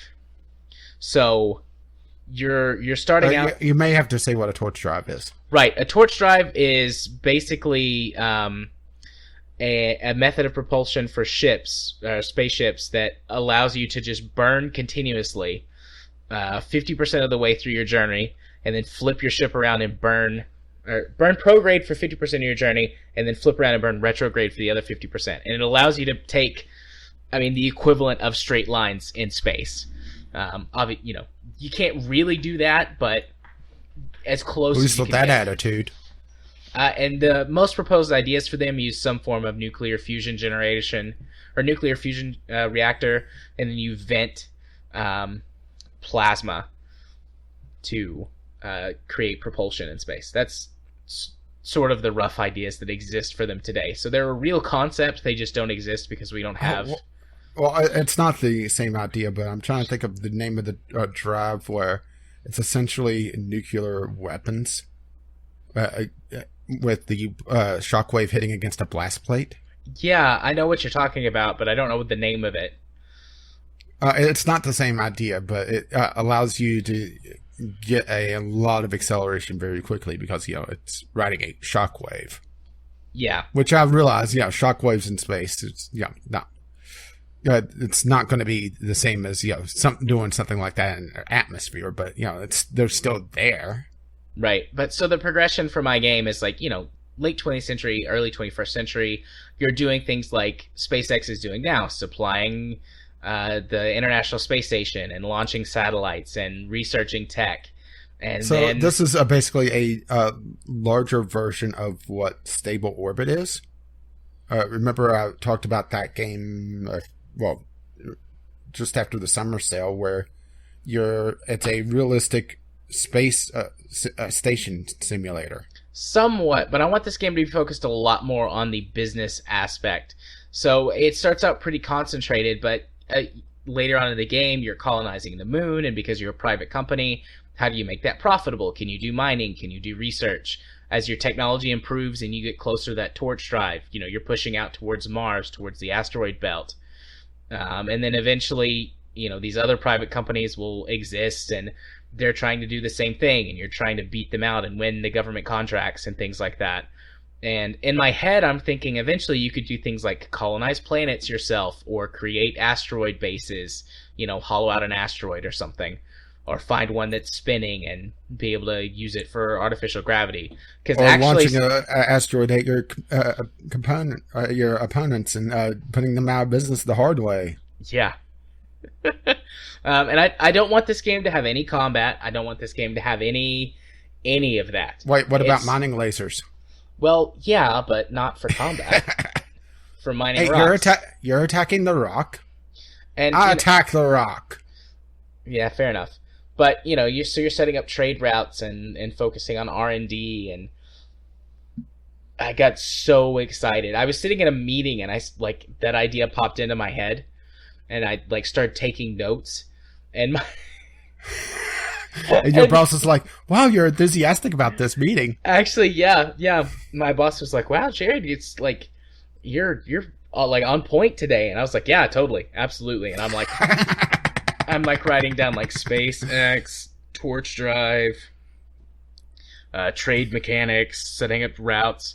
And I'm combining, I like the way that Transport Fever does it, where you set up routes and it tells you how much time the route is going to take, and the game sort of calculates okay, this percentage of people or things is going to use this route because it's this level of efficiency on your time and the size of vehicle and stuff like that. So I just take Transport Fever and smush it up to the space mechanics of Kerbal Space Program, and then set it in the real world, and that's what I want. That's my game pitch. Oh, well, it's kind of funny. I have a business sim as well. And by the way, we did not elaborate on this. So. No, we didn't talk about it at all, except, hey, did you get a game? Okay, sweet, we can do that. But mine is taking a different direction. Okay. I was listening to my podcast today, and I had one idea, and I was listening to my podcast and thought, what I want is kind of a combination of detective game with a business sim on top of it, where as you're doing your detective work and doing your cases, you also have to manage your agency. And where I came up with this was the idea of the broke detective from old time radio, the Pat Novaks, for example, where it's someone down on his luck trying to make ends meet and just trying to get his job done. And it really appealed to me. And it also kind of really feels a niche that isn't there, because I started looking around thinking, okay, how many detective games are really out there? There can't be. There's not very many, No. Then I took it one step further. How many detective games are out there where you're not playing a police detective? And I came up with Batman and Sherlock Holmes for the most part. I mean, technically, Sherlock Holmes, he works with the police. But not all the time. That's the thing, is that yes, you do have other games where you're not a policeman, but they are a rarity, like the Blackwell series. But that's kind of a weird one to begin with. And also, the thing is that when you're a private detective, you don't have that force of law behind you, and it makes it where you're the underdog a lot more than if you're a police detective. Even someone like Max Payne, who is I know it's a bad example of detective, but he is still a police officer. So he has that training, he has that knowledge as well. So yeah, having someone outside that idea of law enforcement, of trying to figure out what's going on, and have it where you're also trying to manage your agency. So you have to manage any wounds you take during your cases, have to pay the bills, have to put your name out there. But the thing is that the flip side of that is that one of my opinions, probably a little bit of a controversial opinion, is that Sherlock Holmes is kind of a bad detective in the fact that everybody knows Sherlock Holmes. Once you become a household name, unless you are a master of disguise like Sherlock Holmes, you're not going to be as effective. One of the radio shows I listened to, in the fictional universe of that show, there's the show within the show. So everybody knows this detective by name. So he's not quite as effective at times. At other times it works in his favor. So, if you put yourself out there too much, people may know you, and that changes how they act.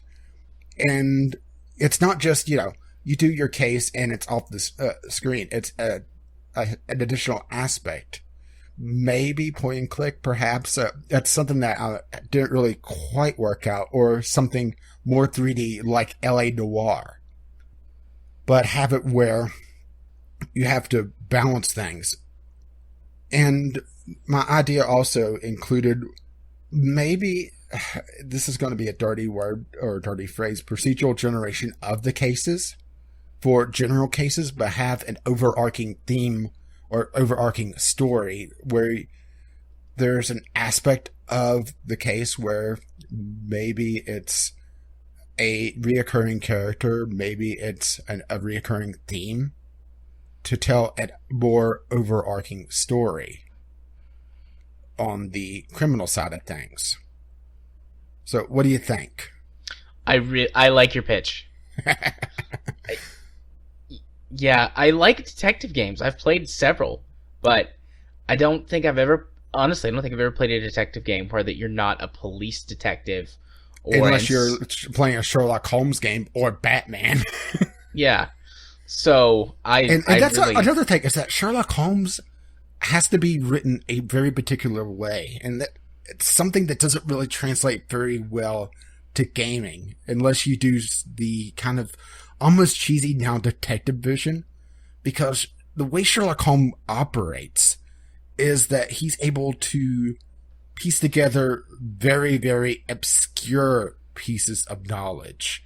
The fact that he knows the shape of punch cards or punch holes on a train line, for example, and able to say, oh, you came from this particular train station because they're using a oval shape hole punch on their train tickets. Or he knows the type of ash from cigars, or has all the different types of mud around London.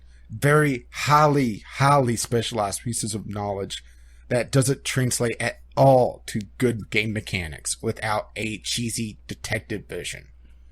And it's something that's very difficult to do otherwise. yeah. Unless you make it Sherlock Holmes in name only, which is another problem with the Sherlock Holmes games. Yeah. Yeah, I like your pitch. Like your pitch. You want to play it now, don't you? I want to play your game. I also want to play my game. I like my pitch too. But I like the idea of sort of having to manage things as well, where particularly I imagine at the beginning of the game it would be a lot tougher, where you're kind of in the ghetto and trying to make ends meet.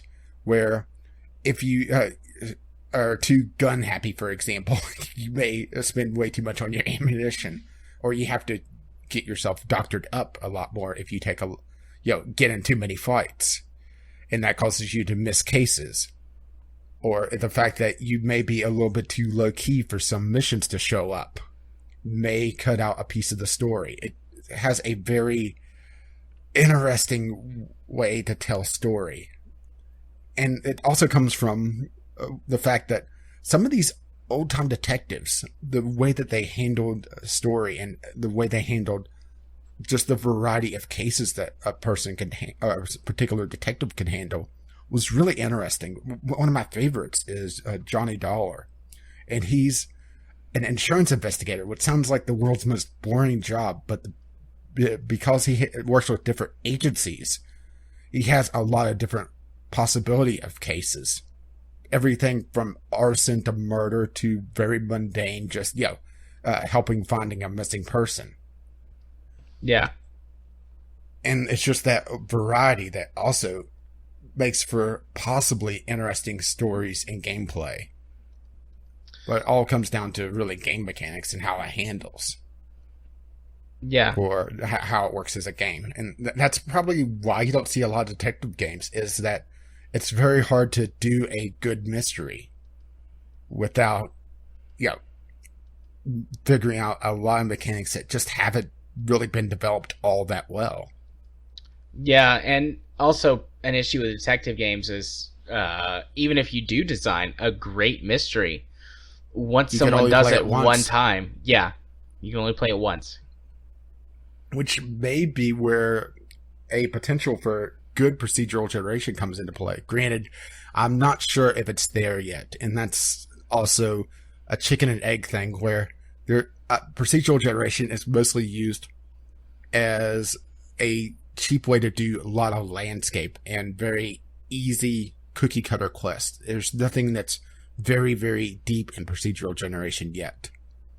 Yeah. Which maybe down the line it could be broadened out to the point where an entire mystery could be built around procedural generation. This is something that I wouldn't want to see come out tomorrow without a lot of hard work put into it. No, definitely not. Cool. Well, this was good. I think we both had two really good pitches. I think it's hilarious that we both came up with at least some sort of business management. Yeah. Well, I mean, we do have some overlap in the games that we like, and that's one of the areas where we have some overlap, management style stuff. So That's great. I mean, I did also come up with two others, but I'm gonna hold off on those. I put them on a list, so that next time we do this. Yeah, my original idea wasn't nearly as well cooked as my detective game, or detective agency game, I guess. And that's something else that could be an aspect of it is, expanding the agency to more than one detective. And, having managing that as well. Yeah. Coolio. Okay, well, let's move on to our next topic then, which is hidden gems. So, from games we want to exist to games we want to people to play.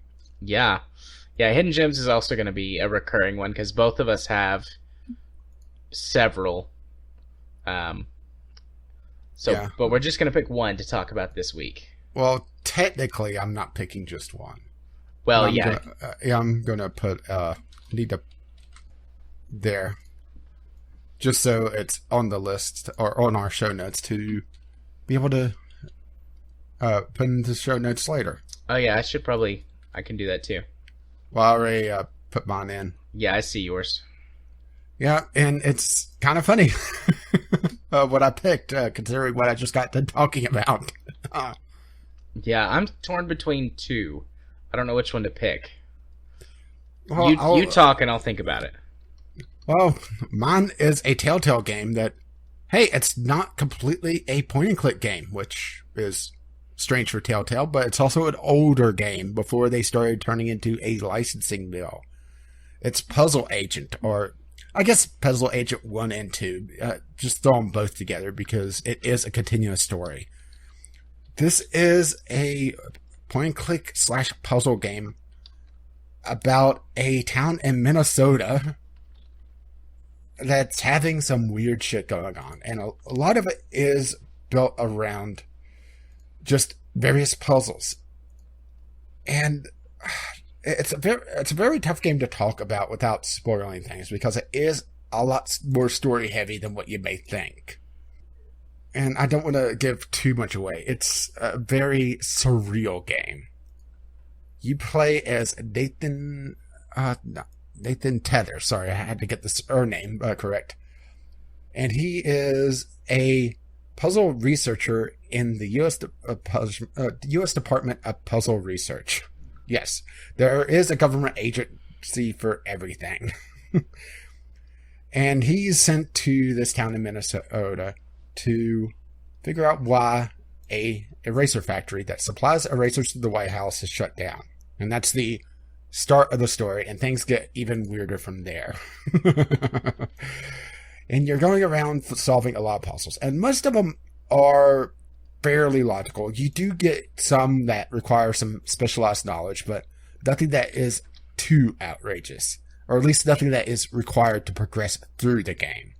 There are some that require a little bit of,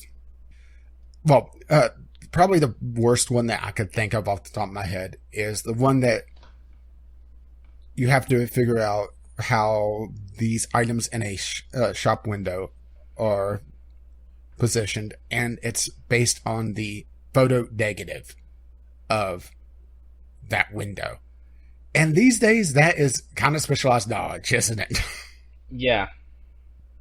But it's also an optional puzzle.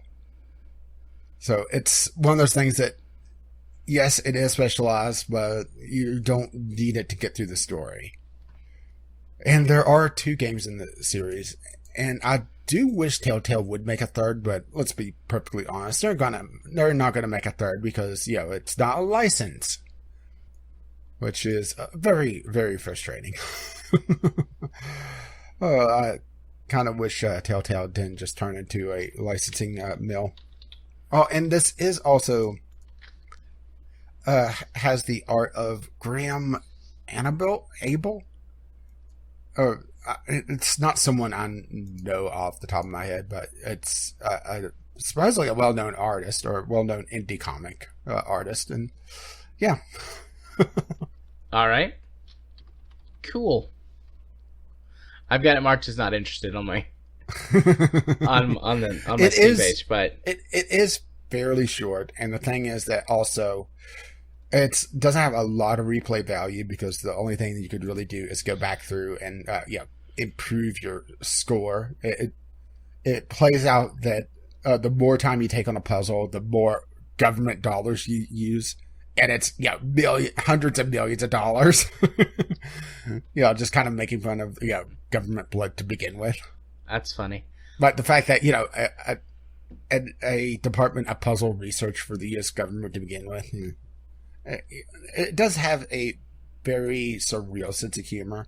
A lot of people compare it to Twin Peaks, which we've had that kind of oddball sense of surreal environment with something like Alan Wake. This is that sort of idea, only a more comedic take on it. Yeah.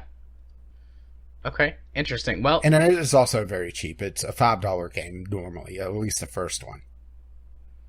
Yeah. Which the second one is a $10 game, so you could probably grab both of them, for like $7 or $8 on a Steam sale.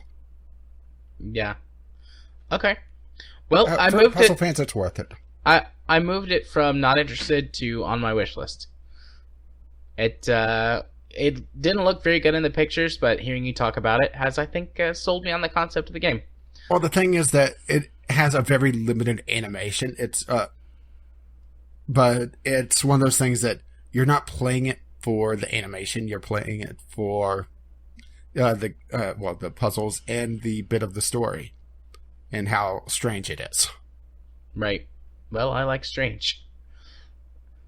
Cool. Yeah, you hang out with me. Yeah. All right. So I eventually settled on my game, Bound by Flame. So Bound by Flame is an RPG that came out a few years ago, in 2014, and didn't really know what it wanted to be. In some ways, it's heavily inspired by Dark Souls. It's got very difficult, punishing combat that, for the most part, feels fair. Some areas the difficulty spikes or something like that, but for the most part, the combat feels fair. But then it tries to do the whole sort of Dragon Age style of morality and choices and open world, and there's a whole lot of side quests and not a whole lot of direction, but the game has got a sense of charm. It's gorgeous. I got it as a review copy, again, years ago when I was doing reviews for Left Stick Down, and the game is gorgeous, and that was one of the things that I pointed out in my review, like how beautiful it was and how well it ran even on limited hardware, because at the time I didn't have a very great gaming PC, just kind of I was running my rig with my GTX 750 Ti at that point. But the game just has a real sense of charm. I love the world. It's like it's basically post or like apocalyptic. Like there's these demons that are invading, and everyone so far has lost, but you find this other demon who is more powerful, and the whole sort of crux of the story as you go through is it's like, how much of this demon's power do you accept in order to win out against the other demons, but thus giving up your portions of your soul.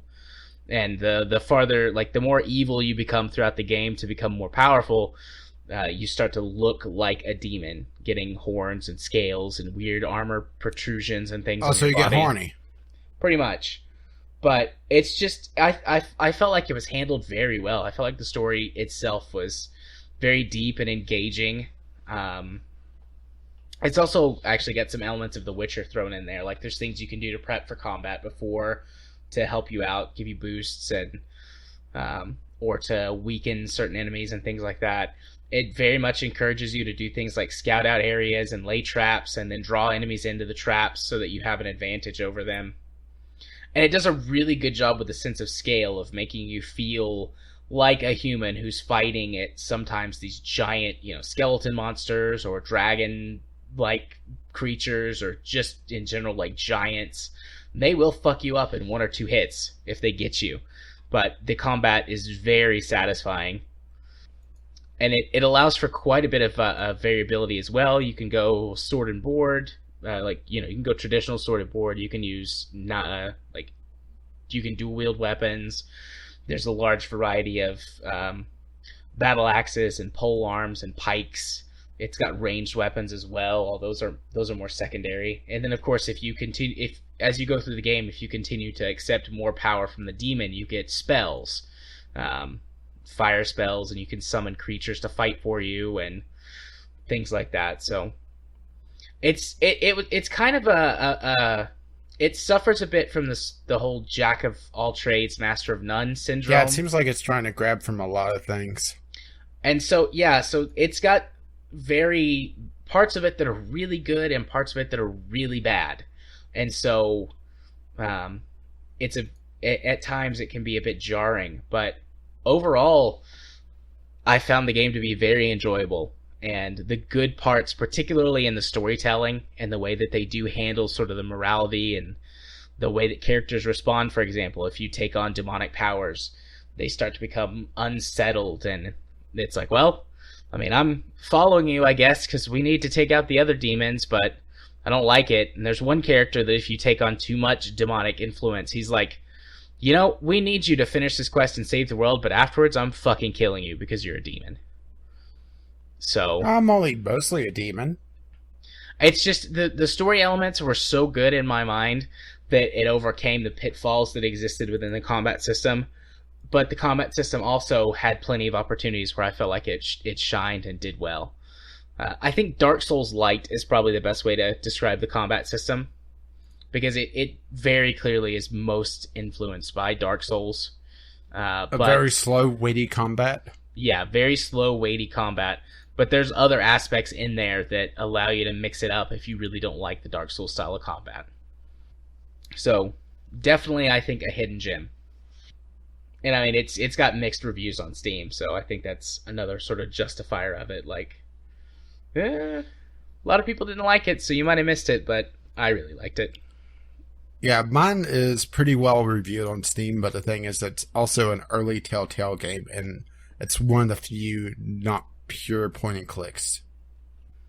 Outside of things like Poker Night at the Inventory, and, well, there are other poker games, Puzzle Agent is pretty much the only non-pure point and click. Well, until Telltale has turned into this oddball genre of its own, where it's not point and click, but it's not a walking simulator either. Yeah. But, if you play one, you're pretty much able to say, yeah, that's a Telltale game. Or it's just Life is Strange. One of the two. Yeah. So, that's my pick for hidden gem / underrated type of game. Yeah, and mine as well. Sweet. Well, then that wraps us up on this general topic. Again, this will be a repeating topic sometimes whenever we need to fill a little bit of time. So our next topic is, we're just going to go straight to Community Corner. Unfortunately, I have to drive, which I mentioned at the beginning of the episode, get up very early and drive very far. And I'm not 100% sure where I'm going this week, so I'm building a little extra time into my drive just to make sure I don't get lost and miss this place. So we're going to cut today a little shorter than usual. And yeah, but we'll put the topic we're cutting on the short list for our next episodes. Because it's summertime, so unless, somebody absolutely goes batshit insane again and starts issuing DMCA takedowns, which, to be fair, she's still doing it, by the way. I know. It's not like that saga's ended. We could continue talking about that for like the next month. Yeah, we could get a little more time out of that one. But anyway, so yeah, we'll just move straight to Community Corner. And what do we have this week, sir? Well, first, that email in the inbox. Right. I mean, that is community. It is. So we received a Patreon pledge, I don't know, what do you want to call it, boost, bump up? Upgrade from our dear friend Cube. So thank you very much, sir, for continuing to support us on Patreon. We really need to sit down and go through the tiers some. We've got something else which we haven't mentioned yet that we're working on too. And I was going to be working on that, but then everything went helter-skelter with my job. But Yeah, it turns out, things go absolutely batshit when, how much of the office has been fired at this point? like 92% of it. Specifically 92%. So it is literally just you with a Newton's cradle. Pretty much. And half a couch. The other half has been fired for inappropriate. Inappropriate conduct. Oh, No. Inappropriate contact with a client. Somebody sat on it. Touching it on the ass.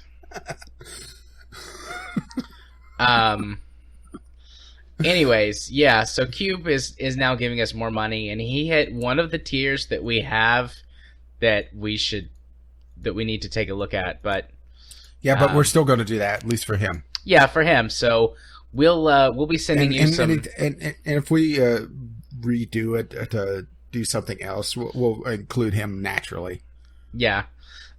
So Cube, we're gonna send you, I guess, our list of general topics. That'd probably be the easiest way to do it. Just let you pick one. Probably not the full list, but narrow it down some, because there's some that require some heavy research here. Yeah, but we'll let you pick one, and especially with you having a life.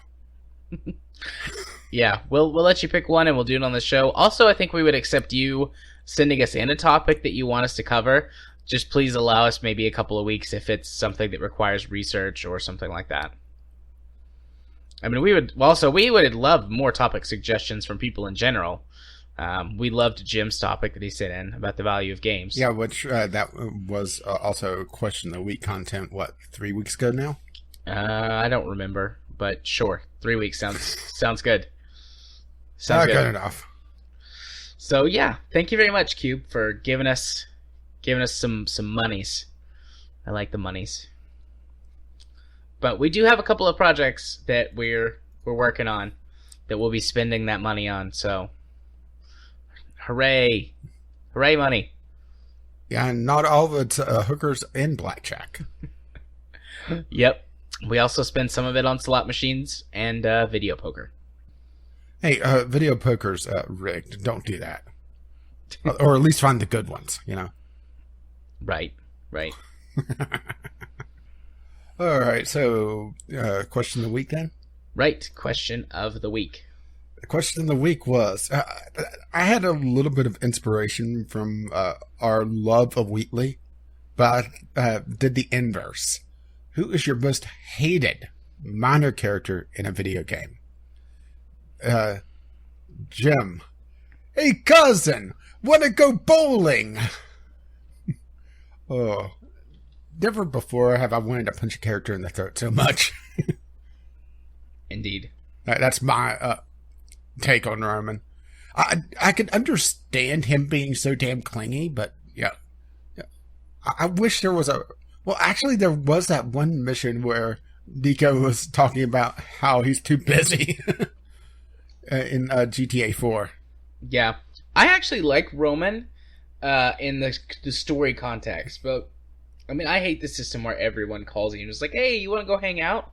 It's like, no, leave me alone. Well, I think the problem with GTA is the time scale on that, where, what is it, like 15 minutes for a day?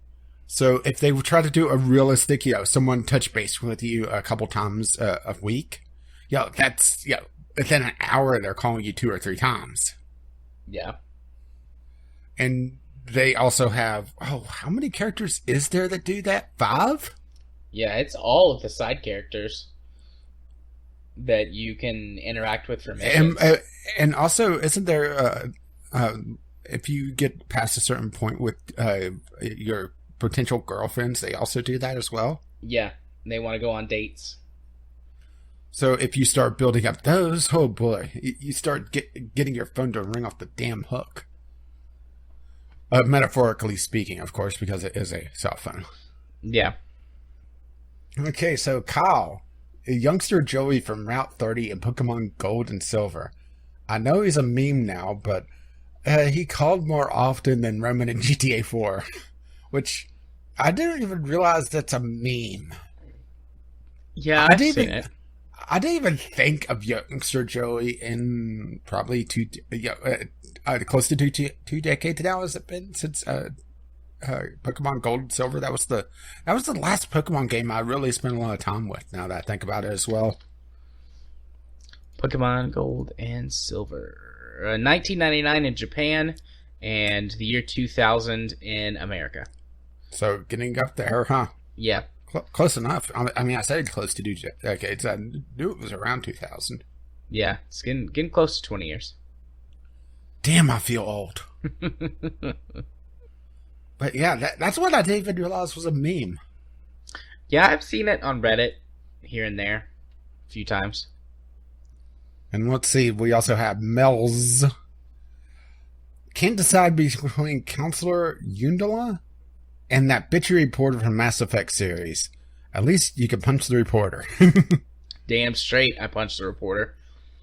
That's probably the only decision I never did any differently ever. I always punched the fuck out of that reporter. Yeah. I mean, I can't think of a reason not to punch the reporter, to be perfectly honest. Yeah. Oh. For me, it has to be Bazora Bazora! You're the grand champion! Yep. For anyone who doesn't know what Rage is referencing, that is the adoring fan you get when you become the grand champion of the arena in Elder Scrolls Oblivion. Yeah, and it seemed like every time I was in town, I would take a shortcut through the arena district and I would run into him. Until, I got annoyed, and I can't recall if I just killed him outright, if I left him in that one cave with all the undead. Oh, wait, that's all the caves in Oblivion. If you ever saw the documentary about Oblivion, there was one guy that said that I really like the undead. I like to use them everywhere. Well, turns out he designed like half the game. Yeah. Or if I just put him in an Oblivion gate and closed it. One of those. I may have just paralyzed him and knocked him off the mountain as well, because that was always a fun option. I usually put him in an Oblivion gate, and then once the gates were closed, his dead body would show up. Although a couple of times he lived, and he would just be standing in a field. And you'd walk up to him, and he's like, oh, there he is. But most of the time he died if you left him in an Oblivion gate. To be fair, he was good for target practice. He was my guinea pig as well for various spells. Back when you were actually able to make spells in an Elder Scrolls game. Yes, I know, crazy. Making custom spells. Ooh, high-tech shit. What, I'm not bitter at all? Definitely not bitter at all. Cool. Was that everybody and then yours, or did you? Okay, I wasn't sure if you finished or if you just jumped in. Mine is Slippy Toad from Star Fox, specifically Star Fox 64, because that's the one I played the most. And Slippy is also sort of a cliche at this point, but God, Slippy was annoying and useless and always, yeah. Well, that was Peppy who told you originally to do a barrel roll. Which it's not a barrel roll, it's an aileron roll. Guys, it's aileron roll. But to be fair, barrel roll sounds way better. And that's probably what they were going for, was what sounded better. Or maybe it was the proper maneuver at some point. Yeah. But yeah, Slippy's just terrible. Save me, Fox! Get this guy off me! Ah! It's like, just die already, Jesus.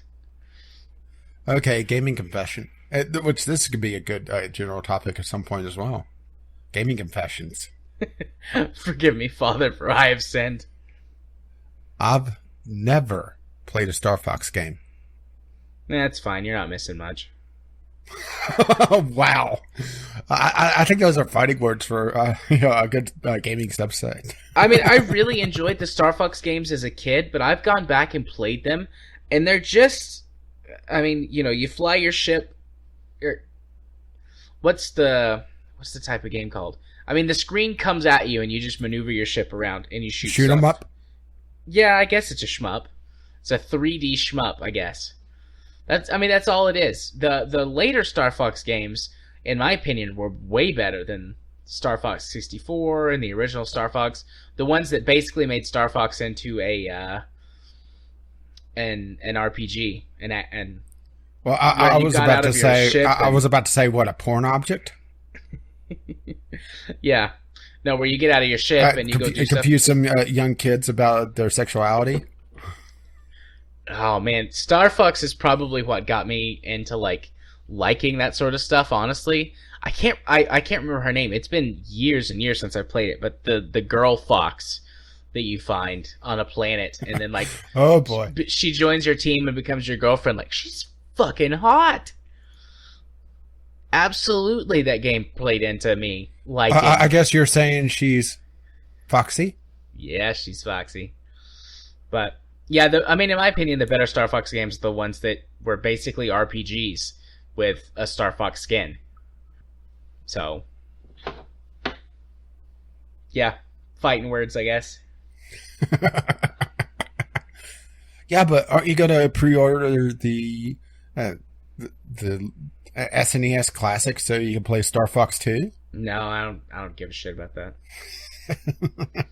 Star Fox 64 did have some three-dimensional levels, but there were only a few of them, and they weren't as good because the console just wasn't powerful enough to put a bunch of stuff on screen. So when things weren't coming at you in patterns and waves, and they were more free-flying, there's a lot less stuff to interact with, so the game wasn't as fun.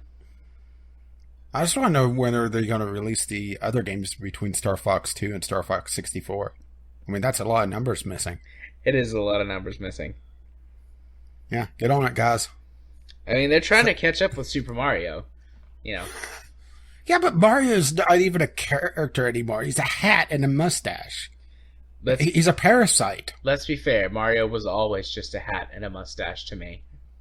True. But now he's become like the world's easiest cosplay.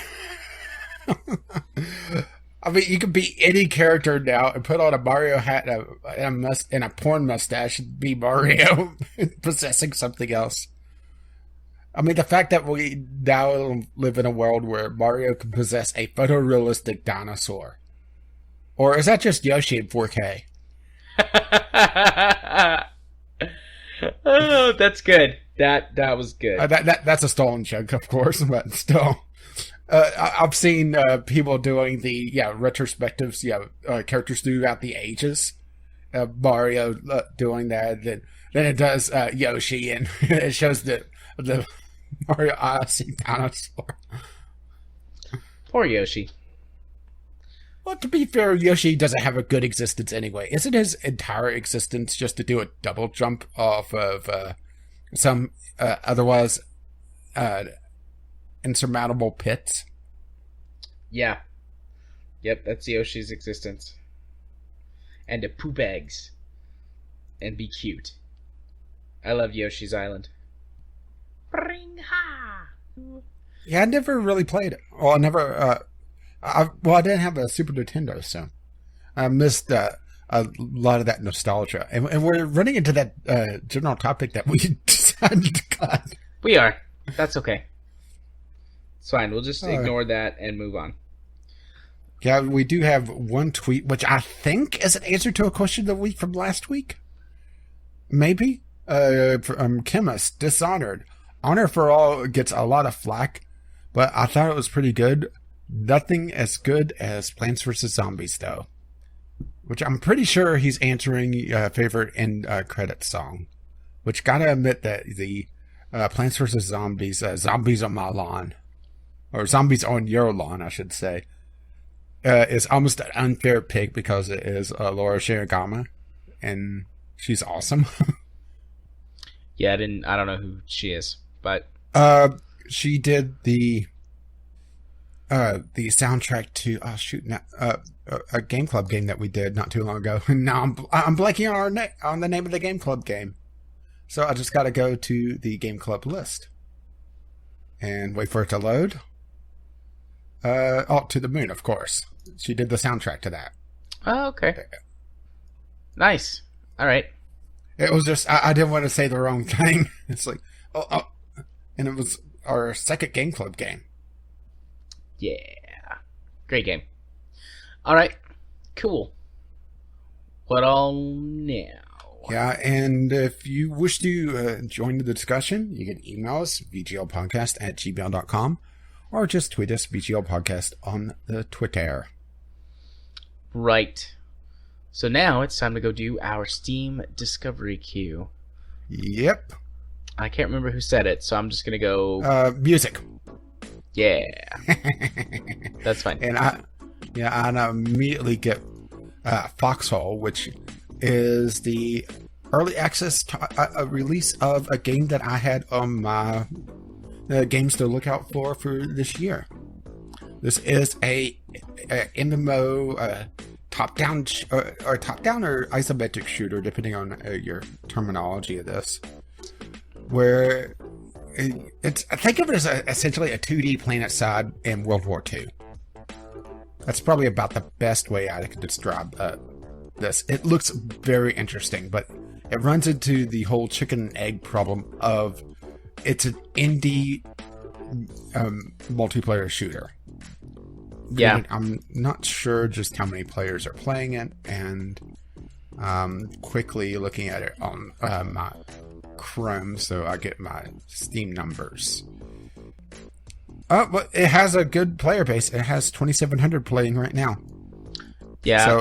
So it's definitely overcome the initial issue of indie games. Yeah, I've played it a few times, but it was still in its pre-alpha state where you had to, I think... Yeah, it looks a lot better now. I mean, I enjoyed what I played, but it was very, very bare bones. Yeah, and it's given me this because I played Company Heroes and War Thunder. So that's my first one, and I have a second one right away. Well, that's good, because so far my list is just shit. My second one, it's not for me, of course, but it's for you. Dream Daddy, a dad dating simulator. Yeah. Is it a gay dad dating simulator? Yes. Yeah. So even more for you, right? That's already on my wish list. And the thing is, I saw this on the upcoming games on my review site and thought little of it, but it seems like it's a lot higher quality than what I initially thought it was going to be. Then again, just looking at it and not really looking in depth on it, it's kind of easy to just write it off. Yeah. Yeah, I've heard nothing but good things about this game from the people that I trust most to review visual novels and dating sims for me. Yeah, it's supposedly pretty high quality if you're not, you don't mind, a bunch of gay dads. And I think that's going to be the hang up for some people. Yeah, but I love gay dads. Well, of course you do. And I guess I should say why Dream Daddy is on here. It's highly reviewed, and that's about it. It doesn't account for the massive amount of visual novels in my library, I guess. Yep. Well, I'm actually in the middle of my second queue, and I still have got nothing. This all looks like Steam Direct, Steam Greenlight trash. I got an interesting one. I'm not sure if this is going to be any good, but Citadel Forged with Fire. This is a online RPG sandbox game. I mean, but it's more fantasy based, and it has dragons. It looks a little bit better than most of the bog standard sandbox survival games. Granted, it is mixed reviews, so I'm not sure if it's just the fact that it's early access, so it's going to have issues or what, but it looks interesting, and it's suggested being this because of Shadow of Mordor and Windward. Interesting. Okay. Yeah, I'm clicking through some more. Oh, what is this? Have you gotten anything yet? Nope, I'm in my third queue. Am I going to have to do 3 queues to catch up now? No, you're getting good stuff. You're getting good stuff. Well, seemingly interesting stuff. I'm not sure how interested I'd be in your things, but... At least with that attitude, right? This is just really bee simulator. Be a bee. Yeah, I've seen that one before. Tacoma. Oh, Tacoma. It's a sci-fi narrative adventure set aboard a high-tech space station in the year 2088. It has a very interesting art style that I'm not sure about, but it's one of those things that it looks interesting, so I'll add it to the wish list. Yeah, Tacoma. I've heard good things about Tacoma, like people who had gotten early looks at it and stuff. It's been on my radar for a while now. Yeah, I'm pretty much through my queue. I'm skipping a couple things that look somewhat interesting, but don't want to go too deep into them because I've already done quite a few things. Yep. What, are you on like Q5 now? I'm in the middle of my 4th queue. I was joking about that. I really have just gotten a whole bunch of garbage. I mean, I'm fine blowing past all the garbage. Have you seen? So far, none of them. I still can't believe I got, 3 F1 games? 4? Yeah. This looks interesting. This is my last one. It has some real pedigree behind it. It's from Ninja Theory. Hellblade, Senuas Sacrifice. It looks absolutely beautiful. There's a link for you. Yes, from the makers of Heavenly Sword, Enslaved Odyssey to the West, Devil May Cry, comes a brutal journey into myth and madness. Set in the Viking Age, a broken Celtic warrior embarks on a haunting vision quest. This looks very interesting. This is coming out in a few days. And it's a $30 game, so it's not even a full-price AAA game, and it has some really shocking visuals to it. Take a look at those screenshots, Jared. Okay. What do we got here? Oh, that looks nice. Yeah, see why I kind of stopped, especially that first screenshot with the main character on a boat. Yeah. That's gorgeous. Look at that water. That is, I realize, looking at screenshots of the audio podcast, excellent podcasting material. Well, the last screenshot though, that's some really great looking facial details and animation. The eyes look believable. Now the question is this gameplay footage or cutscene footage? Yeah. Also, are these bull shots?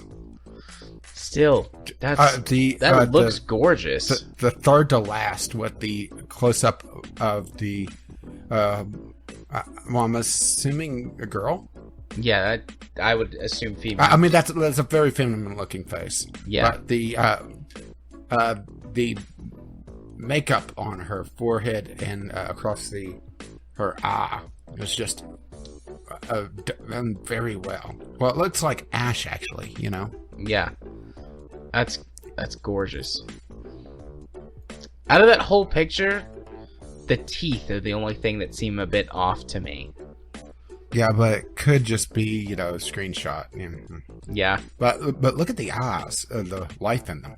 That's one thing, is that eyes are very tough to do in a video game. You get that kind of dead eye look, but it's just that little bit of light in them. Also known as Andromeda eyes. No, that's Dirt Face. Yeah, but that was my last Discovery Queue item, and that's a winner if just from the pedigree of the the studio. Yeah, I'll put that on my wish list. Enslaved Odyssey to the West is an odd game as well. Yeah. So I finally found one that looks interesting enough for me. Oh dear God! I just see the name of this. Yep, Deep Space Waifu. It is a shmup, but it's a strip 'em up instead of a shoot 'em up. I guess I would make it a stimp, strip 'em up. Stimp. That is one huge ass. But it's using like shmup principles, but you shoot the girls on the screen and their clothes fall off. You have to avoid the enemies to see the naked anime girls. And this is the best thing that I've gotten in my entire queue. Like, honestly, if I was having a normal queue, I might have even skipped this because it looks real bad. Wow. No, I went to the Steam group, or the Steam screenshots, just to see how explicit they get, and damn. Yeah. Here's something. They must have an adult patch, because there's some that are very explicit, and then there's some that are sans nipples. I mean, if you're going to have a strip 'em up game, like, I imagine this has to be, just how Steam handles things. It's Steam will allow games like this, but only if they have a nude patch, of course. Well, that's what I want. They'll allow a game like this, but they won't allow it to be sold with nipples unless you have a patch or some sort of DLC. It's so weird that Steam does it like this, and that's how they get around being family friendly. Because, a 13-year-old kid will see this and not think, gee, I wonder if they'll have something to add the nipples or add the pussy. Yep. It's just, I think Steam really needs to figure out, are they going to allow this full bore without censorship, or if they're going to lock down their store to, rather sexy games. And the thing is, they've made their store more and more and more open. I think we know where it's going. It's just they're reluctant to take that final step. Yeah. So, is that the only game you've gotten? In 4 lists, that's the only game I've gotten. I'm almost tempted to make you do. I'm almost tempted to make you do a 5th. I'll do a 5th list if you want. See if you actually get something decent. I mean, I don't think you've gone through all of the Steam store yet. No. I think I've just hit one of those points where it's like, alright, well, we're gonna give you some shit now. Just gonna give you some garbage. Still giving me garbage. 4 games in. And for garbage for you is quite the statement. Ooh. Okay. Yes. Happiness. Solar Settlers. A card-driven space exploration strategy game set in the far future. Okay, well, give me a link. Yep. Right, getting it right now. There you go. This game is on my list because I've played Tharsis, Galactic Civilizations 3, and other things. It says you already have this game. I assume review copy? Yeah, I was about to say, wait a minute, this looks familiar. Yeah, review copy. I'll put in for a review copy too. Who knows? Might get it. But it looks pretty nifty. I'm up for that. Yeah, that's one thing that I'm a little shocked that it hasn't really been expanded on, is card-based games that aren't, Hearthstone, or aren't the multiplayer CCGs. Taking the card and deck building elements and putting them into like an RPG. I mean, I've seen a couple things like that, but never really expanded upon, Yeah. So after that, the next 4 games so far have been... They look like they belong on Newgrounds. Gotta live Steam Direct, huh? And that's another queue, yeah. So 2 games and 5 queues. Yeah, you can see why I've felt like I've needed counseling after signing for review copies, huh? Yeah. Because, there's a lot of bad shit coming out. And the thing is, I'm not sure if it's going to get better or worse. Probably worse. To be fair, I'm looking at the recent releases. There's one called Hold My Beer. And watch this. No. They don't have the subtitle. That's the sequel. It's literally just, it's a VR simulator at that. Of doing stupid shit. Sounds boring. Well, to be fair, VR experiences like that, oh boy, this is going to probably get me in trouble with at least one person. The fact that a game is in VR tends to set the bar a little lower on expectation for at least some players, because there's just not that much out there for VR yet. So you're more, I think people are more willing to play something that's less than great, because your options are limited still. Right. I wonder how much trouble I'm getting in right now. Who knows? It's fine. Who knows? Maybe I'll prompt an email. I hope so. All right. Well, that wraps up our discovery queue. I'm not going through another queue. Which that brings us to the portion of the podcast where I always go first in talking about my stuff and things. And if you want to see my stuff and things, you can do so over on YouTube by searching for Gaming Psychologist. I've got several... Wait, they allow that on YouTube? Yeah, they do. I've got several videos up and queued. It's Divinity and Stray as a Pretzel and things like that. So just my usuals as I plow through more work-related issues, although hopefully those are behind me and things can get back to being a little more, I don't know, exciting and interesting. My sub count is still over 100. It's like 105, I think, today. Or maybe 104. I don't know. I can't really be asked enough to go look, so it's there, and that makes me happy. And I got my own custom URL, youtube.com/C, for some reason. I don't know what the C's there for, /gaming psychologist. Or can't you just put, have it, go for the Mexican version of the or something? L. Well, I was blanking on it. It's like, wait. I'm going with this joke because I know it's a letter, but I'm blanking on it from trying to talk. Well, fuck it. Anyways, yeah, so youtube.com/C/gaming psychologist. You can also, if you want to follow me on Twitter, you can do so at JMA4707. I tweet about all kinds of things, only which 75% of them, give or take, are political, mostly give. Especially lately.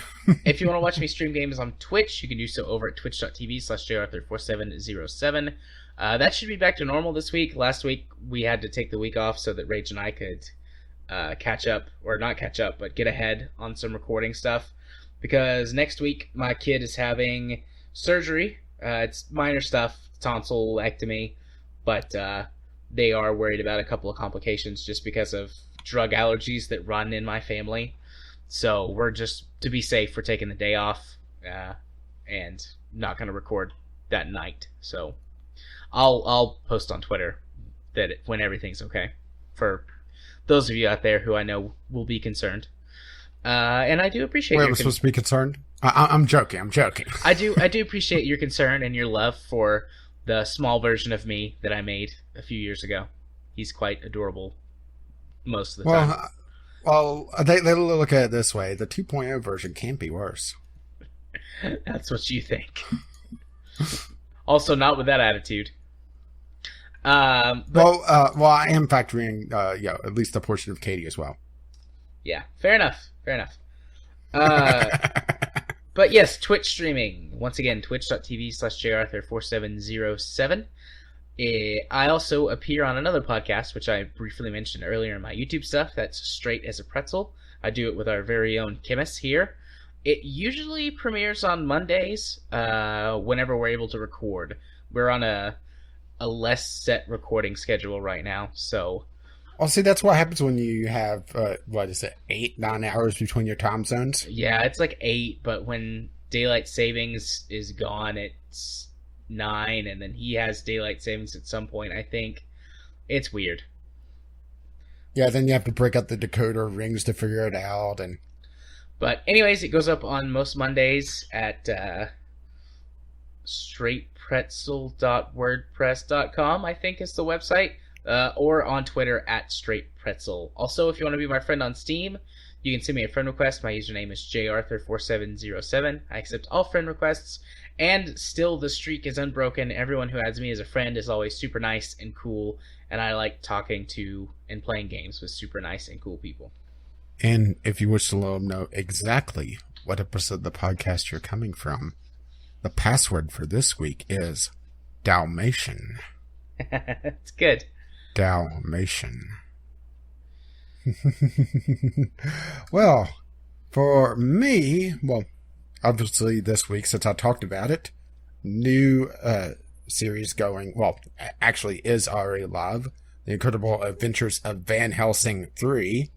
I will admit that at least the beginning of the series is not exactly as impactful as I was hoping, but I'm hoping that, as the story picks up, and this is the final chapter of the story, that it gets more interesting.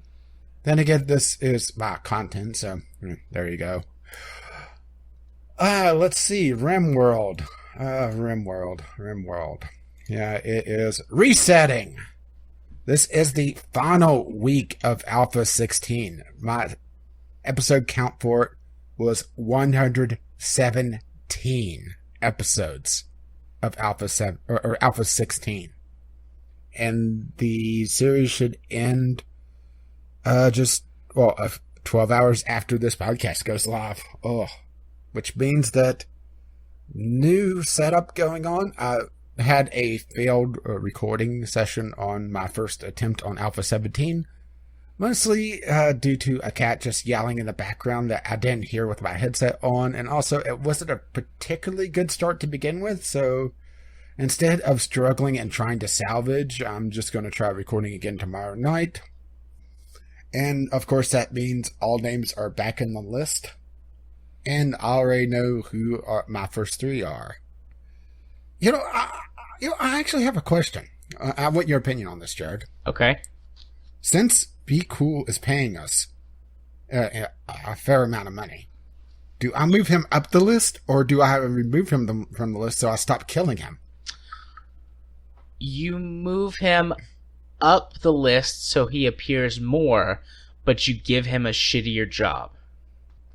Well, what's Groove going to do then? Die. Yeah, but if he does, then he can't whine about hauling. Matter of fact, I specifically added a mod so that even if he shows up and incapable of hauling, he could still haul. It removes the incapable and makes it hated.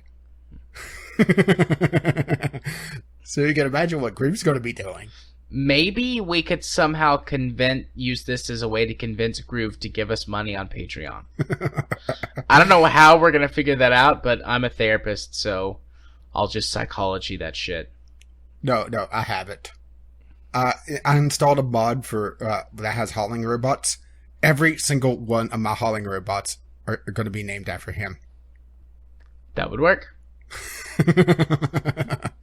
Of course, if he shows up on my name list, thankfully, I have the list right here. Let's see, where is Groove on here? Groove is pretty far down the list. Yeah, maybe, I can name all my hauling bots after him and not be confused when I see a bunch of Grooves running around. There you go. It's something to figure out. Anyway, RimWorld's resetting. I need to do some of the work for that, which means setting up the new thumbnail template, and also writing out all the mods for the mod list, because there's a few. Let's put it this way. I mod it till it breaks, and I dial it back a little bit. Unfortunately, I had to ditch the psychology mod. It was having some weird interactions. So, sorry, Jared. Nah, it's okay. It's a very interesting mod. It's just, it has some odd interactions with a few things that I really wanted to use. And let's see. And of course, Divinity still ongoing. I mean, what else is there to say on that, right? Divinity's probably going to go through the end of the year. Probably. But we're still enjoying it, so that's good. Yeah, a little confused about the story at this point, because, we've had 2 major stoppages. I think we should have took notes as we played, right? Yeah, I'm not really struggling.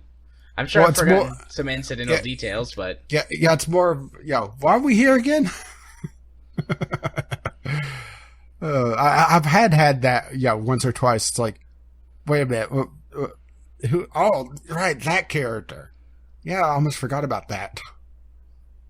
But yeah, all of that and the Sunday Sampler, which hopefully will be a better game this time around, but not counting on it, appears on my channel, Gaming with Caffeine Rage, or Gaming with Rage, if you wish to just use the URL directly.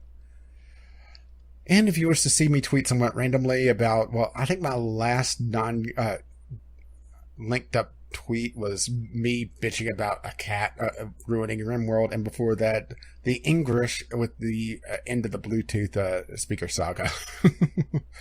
Hey, if your Bluetooth speaker has a heating phenomenon, don't worry, it's normal. You find all of that over at Gaming with CR. Which means we are at the end of the show. Once again, if you wish to contact us, our email is vglpodcast@gmail.com with your voicemails, letters, gaming-related topics, general topics, or just, what Jared could do with himself. Because I'll blame him. Oh, I like that idea, but I'm not sure they will. Or you just tweet us those ideas, even though I have a feeling Twitter may censor some of that. VGL Podcast on Twitter. If you wish to help to pay for this absolute madness, well, we do thank you for that, and you can do so over at Patreon, patreon.com/VGL Podcast. And our RSS feed can be found vglpodcast.podbean.com with the show notes, or you can just find us on iTunes, Google Play, Stitcher, or wherever Jared decides to stick it. And also the podcast as well. Our intro and outro music is On the Ground by Kevin McLeod, and our Discovery Key music is Doobly Doo. Wait for, there we go. I love that still makes me chuckle sometimes.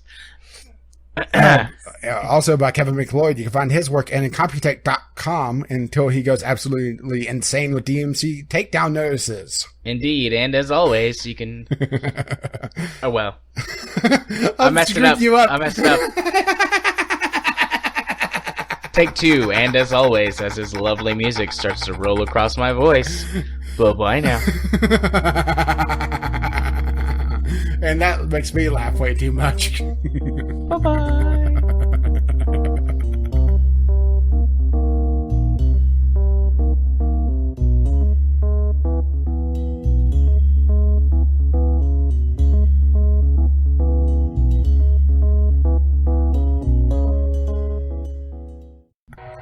It's been a night of just loud noises. God, that is so loud. Yeah, that's louder than usual. Yeah, that's a very energetic train. Now, I imagine that's going to be Franken content, huh? At this point, I usually do. If it's a short one, I leave the train in. If it's long, I usually just rip the whole thing out and I would say rip just that one delete out. it. Yeah. Also, goodbye, children. Bye-bye. I have a feeling they need an adult after that. See yourselves out the door, little children. Are you doing your Michael Jackson impersonation now? I'm going to jail for being a pedophile. Hee hee. Well, at least it's not the Bill Cosby. Zip zap zippity zoo. Oop dop doo doo doo. I don't have as good of a. And now we just insert the Bill Cosby Cowboy Bebop music here. All right. Or have you never heard that one? I haven't. But don't worry, you're about to. All right.